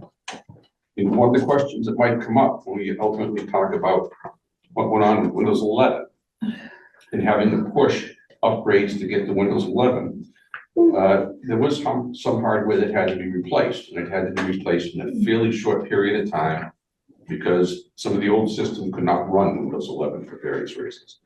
And one of the things that I did as we were going through that is we had some of the hardware that we bought new so that it would go, and we figured it would last the entire cycle. There were other systems that I replaced, older systems that I replaced with refurbished systems. Looking at it from the perspective that I could buy the systems at maybe 30 cents on the dollar. They'd already been used a couple of years. They've been rebuilt, refurbished by the vendor to Microsoft specifications and new with the system on it. And that way, when we start throwing it into the mix, it wouldn't hurt as hard if a few years down the road, we looked at replacing it. Because although we may have only had it for 3 years, the system may be 4 or 5 years old. And then we wouldn't be throwing away a capital cost because we're forcing the quick replacement. So it helps space the age of the systems out as time goes along. Jeff's talked about Microsoft Office. One of the things here is, and to do that, we had to increase the number of our Microsoft licenses. Back in the day, when Jeff first came in and started looking at it, we had a mix of some old systems which had static licenses, not online licenses. At the time, we were about 48 users with online license, 12 of them with static. We moved them over the course of the time after talking with Jeff to being fully online licenses. The net result of this is we went from 48 subscription licenses to 60 at a cost of about plus $25 a month. And that just pretty straightforward comes up with this figure of this 3340 when you look at the budget hit on that. The salary, I didn't do that, other people did that. She filled that in for me. Well, one note here, just because the copy, at least the cost reduction annually went down by about $2,000. Then we eat it up in other places. But the copy at least did go ahead and bring things down. Any questions on that one? Can I ask one quick question? The support augmentation at $10,000, is that separate from Star Computers that we just talked about it?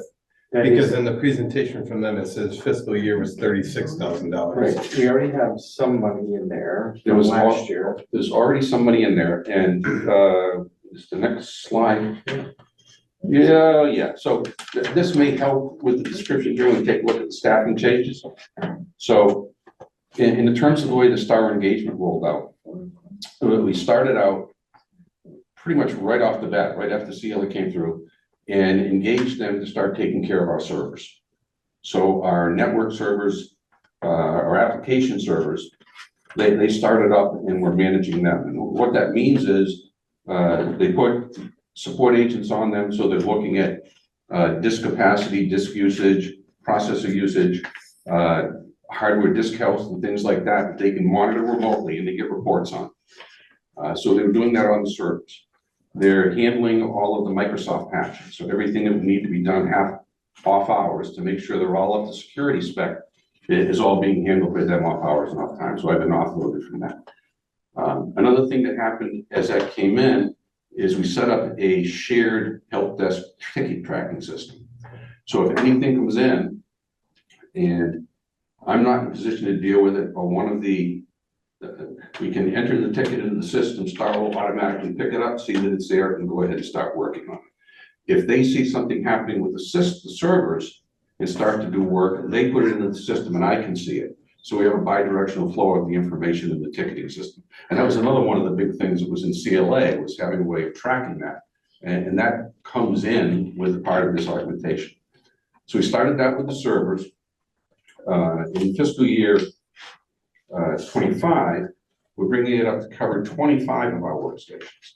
So 25 of the desktops that we have, we'll get the full instrumentation. They'll be watching them, monitoring them, doing all the security patching on them during the course of this fiscal year. And then as we get to the third fiscal year, the 36,000 they were talking about is at the 3-year point, where we've got all the servers, all the workstations instrumented by them and in a position to be supported by them. So the instrumentation's there, the remote desktop support, they can reach out and in talking with the user, get right on their desktops and assist them with things. And that kind of remote support is built into the way that they can do the business. So that's the way the MSP is rolling out. And that's when you look at just 30, that's taking us a couple of years to go ahead and get there. So the budget's phasing up every year, a little bit this year, fiscal 25, adding 10,000 So is that a more typo? next Because year. it said fiscal year 26. Yeah, so, Cost is $36,000. so what we're gonna do, we inevitably, you know, one thing I've talked to Leanne about in budgeting is we have these surpluses every year. A lot of it's on the revenue side, some of it's on the expenditure side. If Larry needs to implement faster on STAR, the money's gonna be there. We inevitably seem to have an expenditure surplus, whether it's somewhere in town hall, maybe somebody resigned, so we can use that money if need be. So we're not, the point is, I didn't want to make a massive jump in year one. I wanted to implement this reasonably as Larry sees fit and as CLA recommends. By the way, everything they recommend, we don't have to implement it on day one. We can do this as we see fit in terms of implementation. And we discussed it with Larry, and we immediately engaged STAR, even, you know, immediately in this fiscal year. And we will continue to engage them and build that budget to make sure that we have robust coverage for Larry. So that is the idea. And if Larry needs $5,000 more, it seems we have it. And what I'm trying to do is bring the budgets in a little tighter this year, to be honest with you, because of the surpluses we've had. And, you know, inevitably we have a vacancy, we have a personnel vacancy, and right now we have a personnel vacancy. So there's some little extra money, and if Larry needed $5,000, we could get it. But the recommendation is to bring STAR on. We are gonna bring them on, but we're not gonna bring them on all at once. Yeah, so one or two other things about the STAR thing. I know the question came up about the transition. It had been mentioned that they've been on site before. And they've actually been on site and been engaged throughout. So for example, when we had one of the major servers, when it came time to buy the new hardware, spin the thing up and get it all replaced, we provisioned that through them. They fully configured it, they brought it in, they installed it in the racks, got everything in place and handed over the management to it. So they've got all the keys to those things now. When we did the mass migration of our email from our local servers up into the cloud, they were part of the project, setting up the infrastructure to make that happen, and we worked together to go ahead and do that. So they are fully engaged in managing that, or had been engaged in managing that, and still are. So they're have been continually plugged in. The people that I talked to are the people that were here on site back in the days before me, and I've got a very high confidence level. They're in a position to go ahead and do the job. So. Another question operationally, you've said desktops a couple of times. Are all 60 workstations desktops, or do we also have laptops that staff can take home if they needed to work remotely, for example? There are a couple laptops that are out there. And one of them. No, I'm a desktop. You Oh, always no, I think can't I'm a do desktop. laptop. I'm a Okay, that's right. desktop. No, that's right. It didn't let you take the laptop. So, He always thinks I'm a let me laptop. rephrase it. The remote systems are, so first of all, the number of people who have remote access to do work here at Town Hall is extremely limited. Correct. So Barbara, for example, has a desktop that we gave her to do her treasurer work, but she doesn't actually connect to the network on here. Right. Not in the same way Leanne can, or Carl can, or I can, and one or two others. Janet, as part of HR, can go ahead and connect in and do things. Georgianne, as the executive admin, can go ahead and do that. But otherwise, we don't put the laptops out there. We don't allow remote access. Okay. So that we try to keep that security exposure as low as possible, as absolutely low as possible. Because that was my next question. Yeah, no, that's, okay. You know, everything comes through VPN. It's all MFA. It's highly What protected, does all but that mean? it's very tight, very tight. Thank you.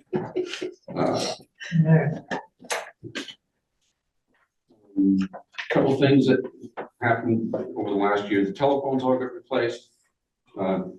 It had become time. The cost of them has gone down slightly, not a lot. You know, you take a look at, you know, we've got 60, 70 phones in the around the building and family services. The price of the leasing of them went down 90 cents, not a lot of money. But the good news is we've got all new equipment. It's much more resilient because the phones themselves are completely portable, where they didn't used to be. We could actually, Leanne and I have been talking about the next time that she goes off site for some period of time, she's actually gonna take her phone with her and plug it in where she goes, and she'll have her desktop phone there. Oh, that's cool. It's also an app on your phone. So like when That's I'm cool. returning calls that Jan will send to me and I'm out of the office, I don't call on my cell phone, I call through the app. And so it's like, it's through my office, so It's, my yeah, cell phone's not up. But you're actually using your cell phone? Yes. Oh, actually that's through the so cell cool. phone, it I looks didn't know like you a could do phone. that. But one of the things with them being portable is we've had situations with different portions of the business that have had to temporarily relocate. Family services have been out of their building a couple times for construction and various odd things over the last few years. And sometimes people have to move, and heaven forbid anything happens here. If that were to occur, we could just pick up the phones, take them anywhere we needed to be, and reestablish our phone system.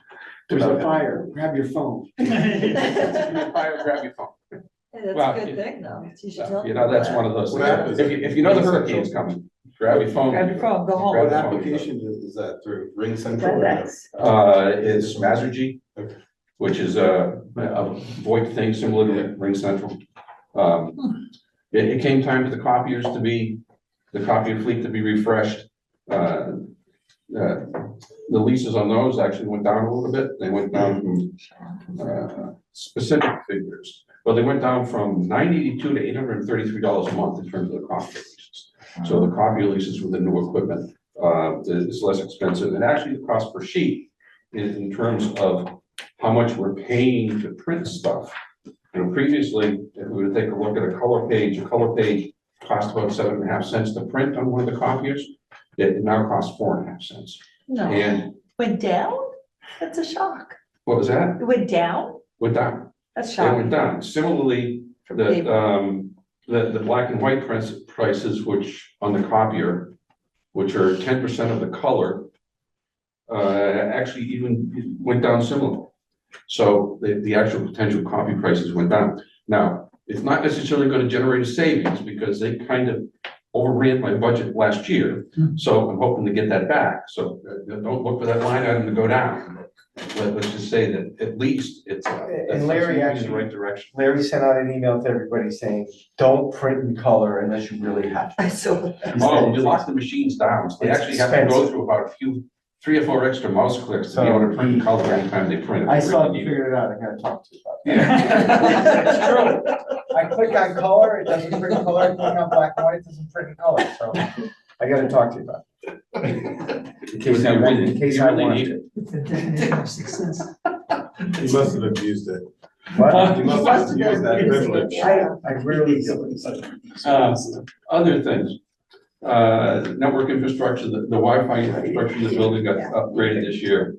Building permit system, we did finally launch the public access for the contractors and vendors to initiate the building permits online.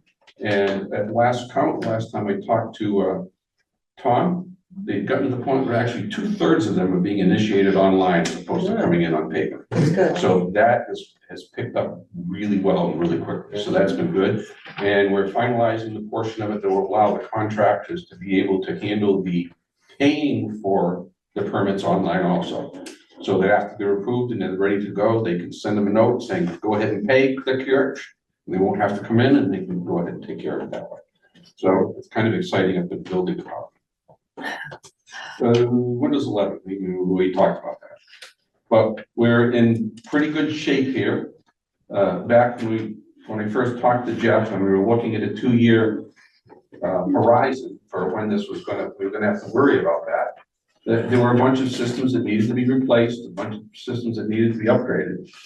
And we're at the point now, we're close, well, this is out of date by a couple of days because we're over 50 of the systems now are up to Windows 11. And we're down to 10 or less that need to be upgraded and done. And these are only on, this one. Do I have to? Your Windows 10. Your Windows 10. So before, How do I do that? well, you bring it in. Well, maybe it would work out. You may be able to work out doing that remotely. You gotta take a look at which your systems. Okay. But one way or the other, it's gotta be done. Before October, so there's plenty of time. Oh, I have time. Are there any questions about the Windows 10, Windows 11? Worried about myself. Information security. Jeff touched on this in a number of ways. Let's see, where to start.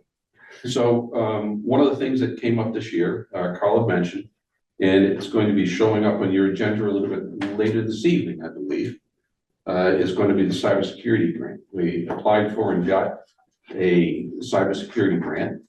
The total value of cyber project is 56.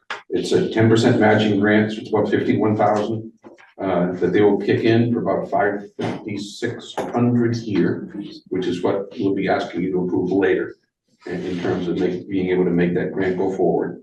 But it's going to allow a number of things to happen. We're going to be upgrading the firewalls, bringing them up to current hardware level and current software level. They're a few years old, which is not old for some systems, but firewall is a little long in the tooth. Some other things that can be happening in that space. Some of the things with the Microsoft licensing, we're looking at moving from the Office 365 to a Microsoft 365 license, which is a little bit more technical. It's a more advanced license, and it allows for additional security things to be laid on top of it and controls or ability to manage the systems more closely. It's going to require a little bit of a transition. Our email system is going to have to go through a tenant move. It'll be a couple months to get done. There will be some money associated with doing this, but fortunately, it's the type of thing that directly falls under the scope of the grant, so we can go ahead and get this accomplished. And ultimately, on the end side of this, the Microsoft licensing, itself is probably gonna drop about 20% per seat once it's all done. So we'll end up in a much more capable situation. The Microsoft licensing will be able to go down because of the way the thing works. So Larry, just quickly, we applied for more than that. Just on a lark, we said, let's apply for everything we could possibly want. And in fact, one of the things that was applied for was, it sounded almost like nobody's using it. So it almost sounded, it was just, I don't know, I forget what it was. But in any event, the total grant awarded in the state of Connecticut was how much? It was about 2.1 million. So we received 56,000 of 2.1 million, which is, It was about 2.5%. yeah, 2.5% of the entire grants given out in the state we got. yeah. So that's one, Yes, I was smiling too. it's good. Good. That's good. It's more than our share. It's more than our share. That's great. Yeah. Oh, by a factor of at least 4. So, That's my and these are conversation. costs that, Yeah. Yeah. these are costs that we won't have to put in our budget or capital. Process improvements, the MSP, copy, telephone, there's stuff that went on in the building. Zipping through a couple of these. In terms of capital requests, a couple of them that you are already aware of, because you've been through the approvals of, in particular, I'll talk to digital file, property file digitization, which is one of the key things that Jeff and folks were talking about in terms of getting the files and the data in a shared space amongst our departments, that will be scanning and digitizing those, getting them up into Laserfish and making them available to the municipal system, which by the time that they're up will be the system that will have the land use data.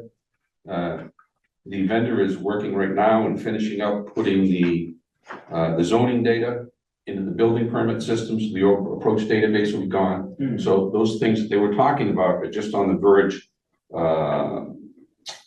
of being taken care of and going away.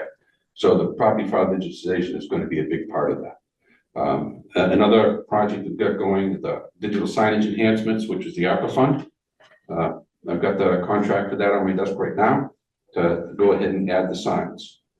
Coming up as, part of the, so this was the named projects. Oh yeah, network firewall and refresh. This was retracted because this was covered by the grant funding now.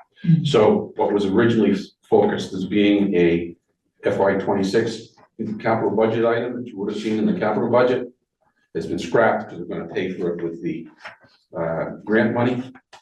2 to 5 year, just really quickly over the course of time, we got to replace a couple of the servers, and those will show up probably in 2 years and 3 years, because at this point, one of them is 5 years old, and the other one's 7. It's about time. They can go for the 6 or 7 years without too much problem, and the operating systems on them have a much longer lifespan from Microsoft's perspective. Are there any questions about those? In conclusion, cybersecurity, here we go. Thank you, Jeff. Is paramount. With the insurance, PCI requirements, protecting against threats. We got the grant. We're upgrading the firewalls. We're working at making sure our systems are as up to date with security patches as possible. Putting the tools on them so that we can be as reactive as possible if anything happens. So all those things we're working towards getting done with the things that were in the CLA plan. And it was all a make sense plan anyways, which is very nice to see it in paper. And we're very well positioned to meet the 2025 Windows 10 support deadline. All the equipment that we need has been purchased and is in place to do it. It's just a question of the timing when it rolls out. Got it. I think that's it.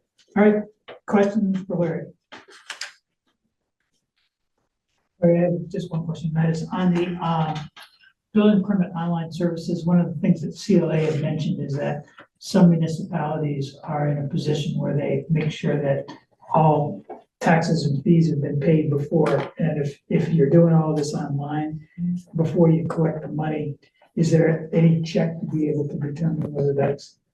I'm gonna, well, Technically, it would be fairly straightforward to implement that check.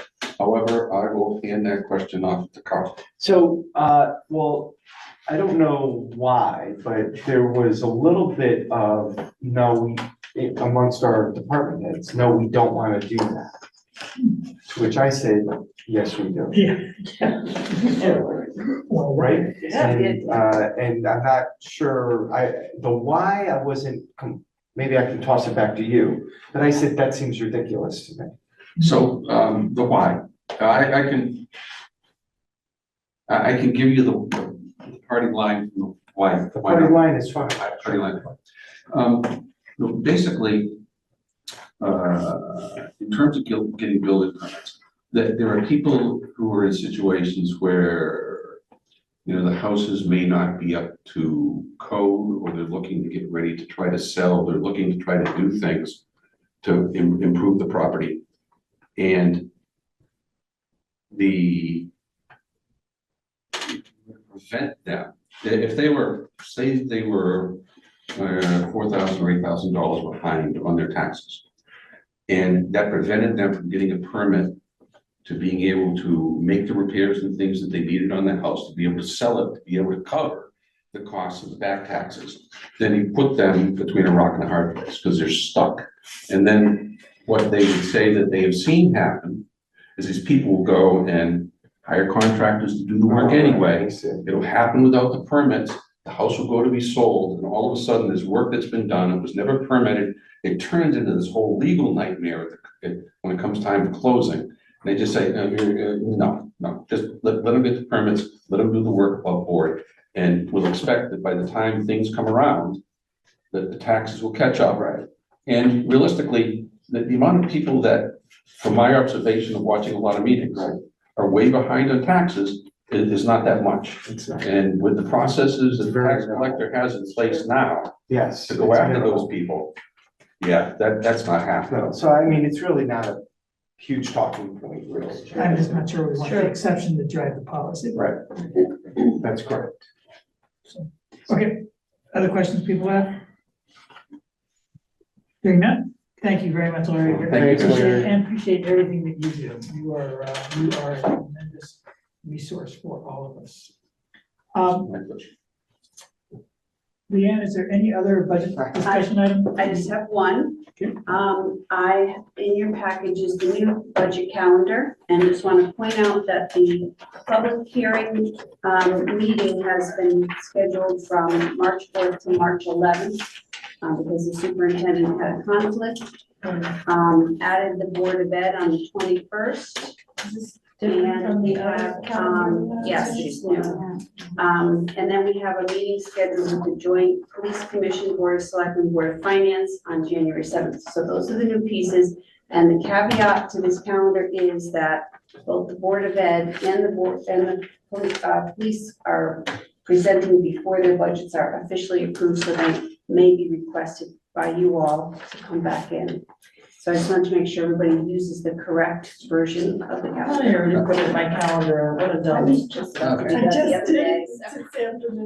I don't see the January 7th. Right, so there's two sides, so. Which one?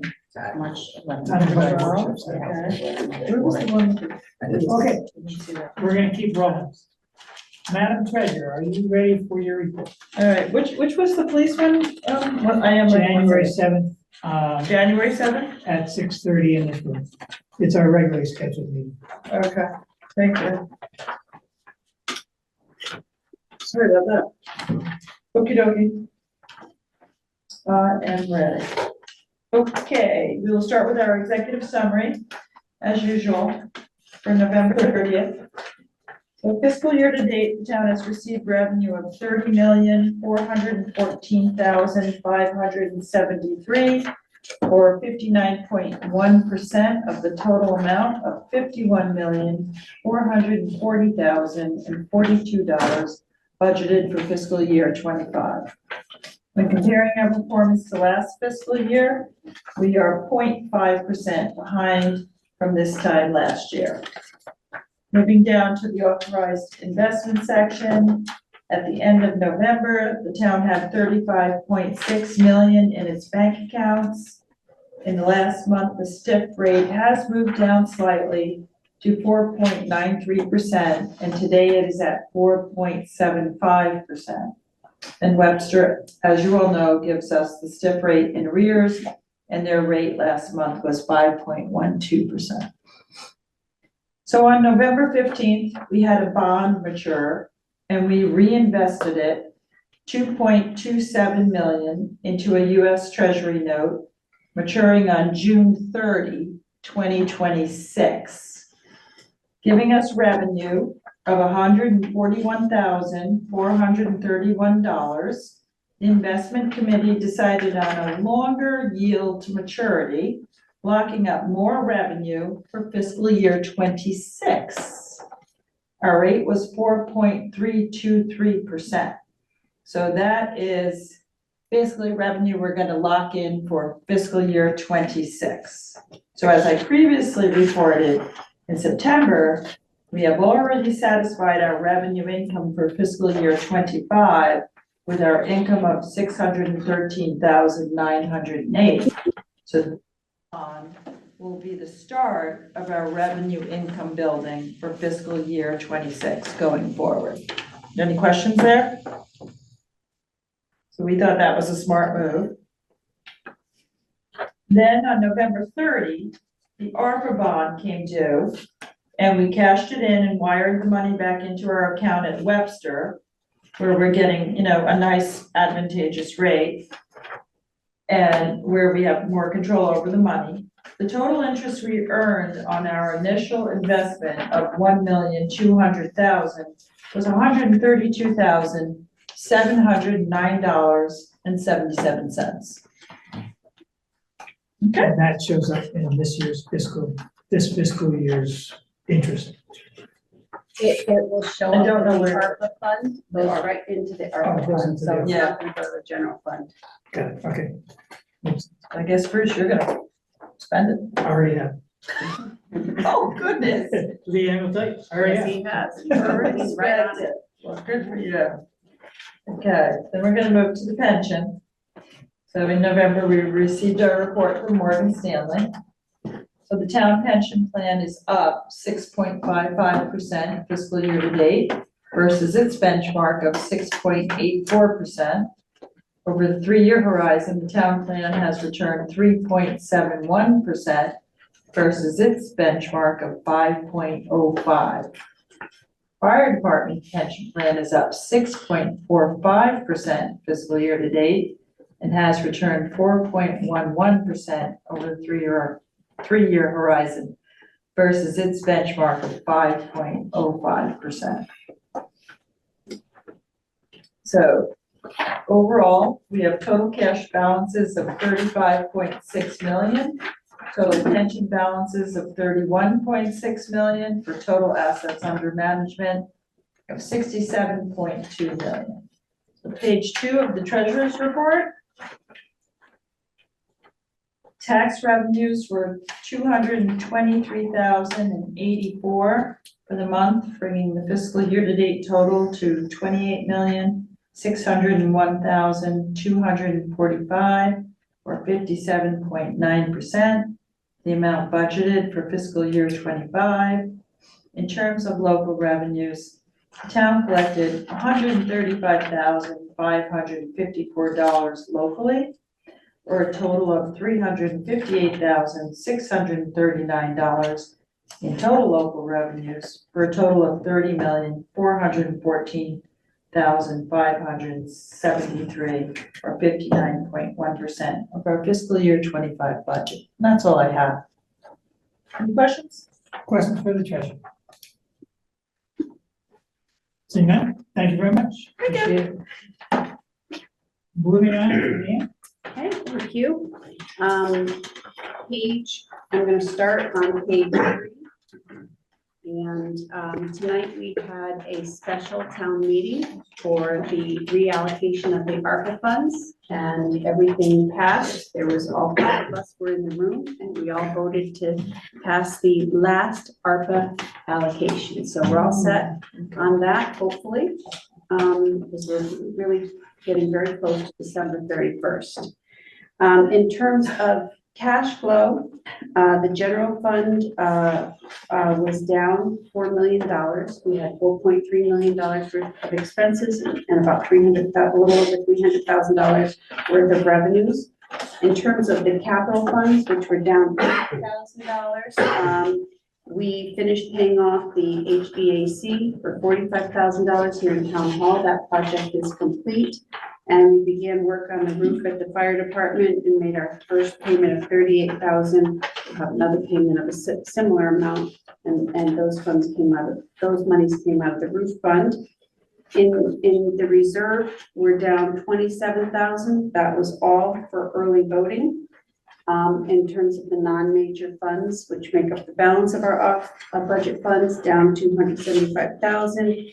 Again, the usual suspects, $153,000 to pay pensions, $47,000 for our youth and family budget, and $32,000 for the social services ARPA. What I do think we're gonna see going forward, now that we have allocated all of our ARPA funds, and now that we have 2 years to disperse the balance of those monies, is that we are gonna see more activities in the non-major funds because of the ARPAs, the monies that we put into those categories. We're gonna see it come out. And I'm just gonna stop there. There's no other notable activities. Everything is fine, going as expected. I'm happy to answer any questions, but I'm gonna stop there because we have a lot to do tonight. Thank you. Any questions?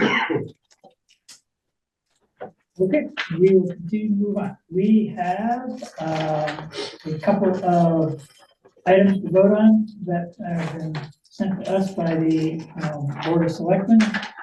Carl, you want to take on the 51,000? We heard a little bit about that from Larry when he was here. Yeah, I mean, you heard everything you need to hear from Larry on that.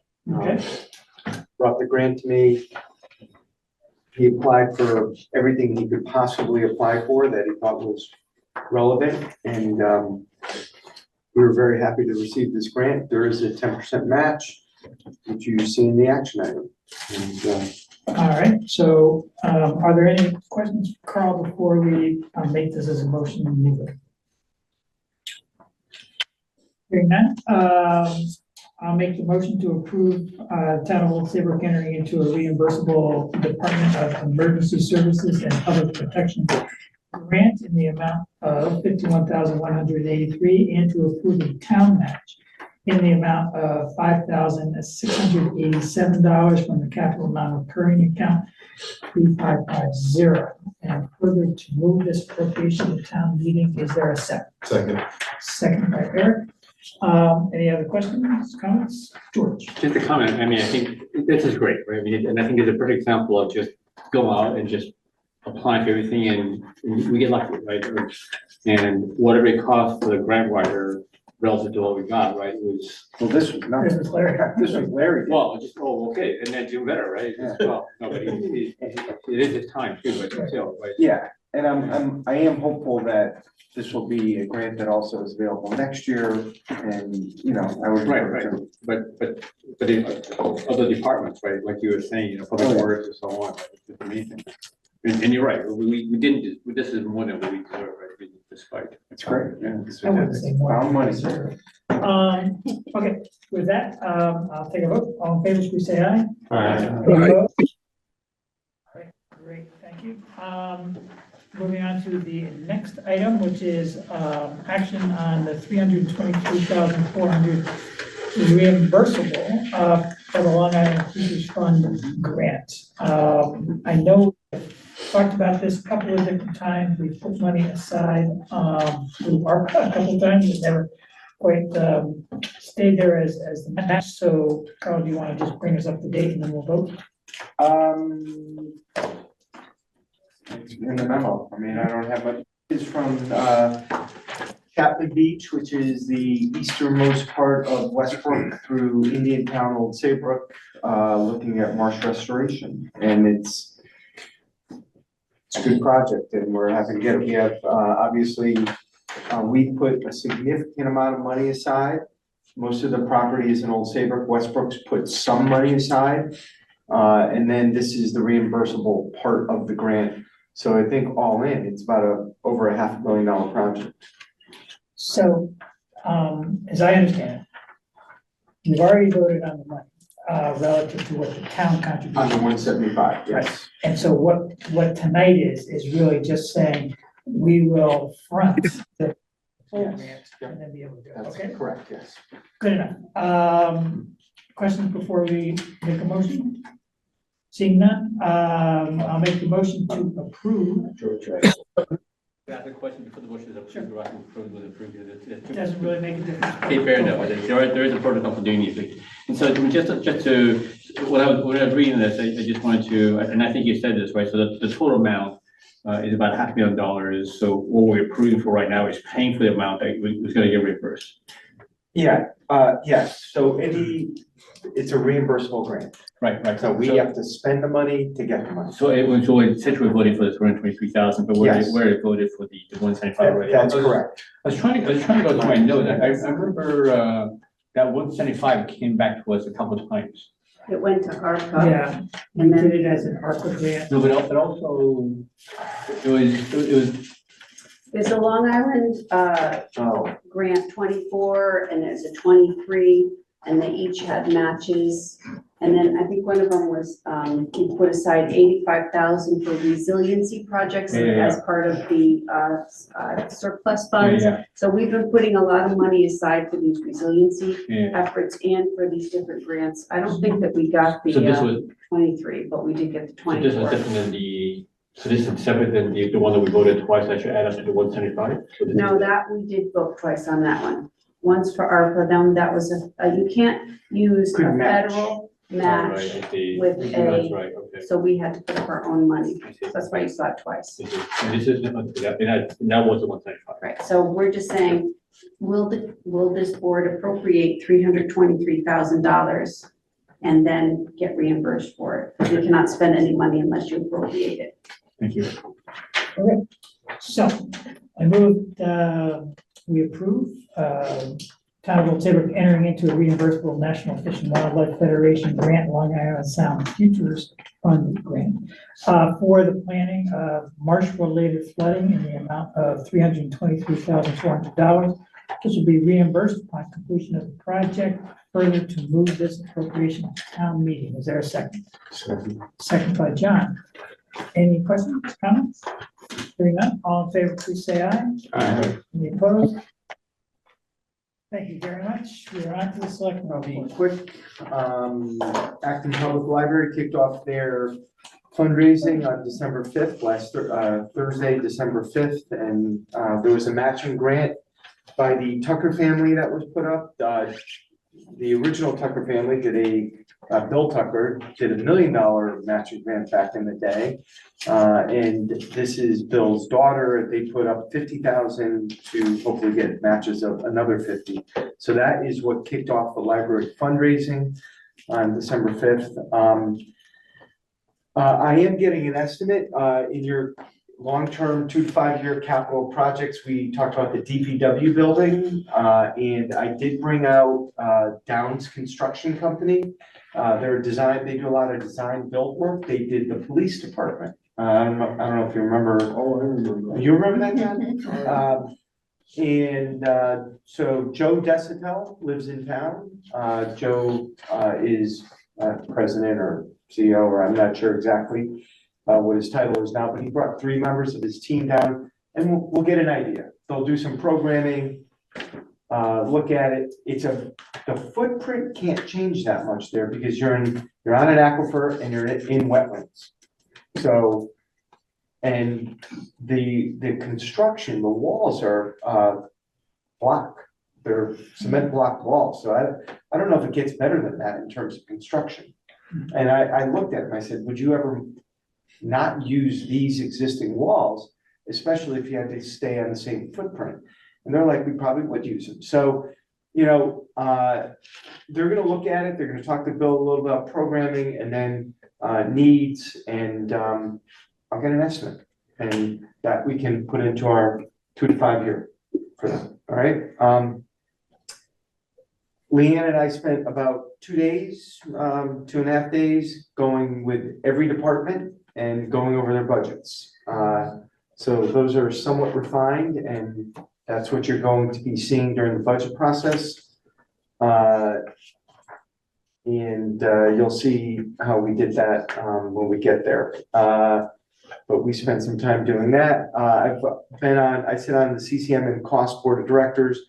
Both of them have voted on their legislative agendas.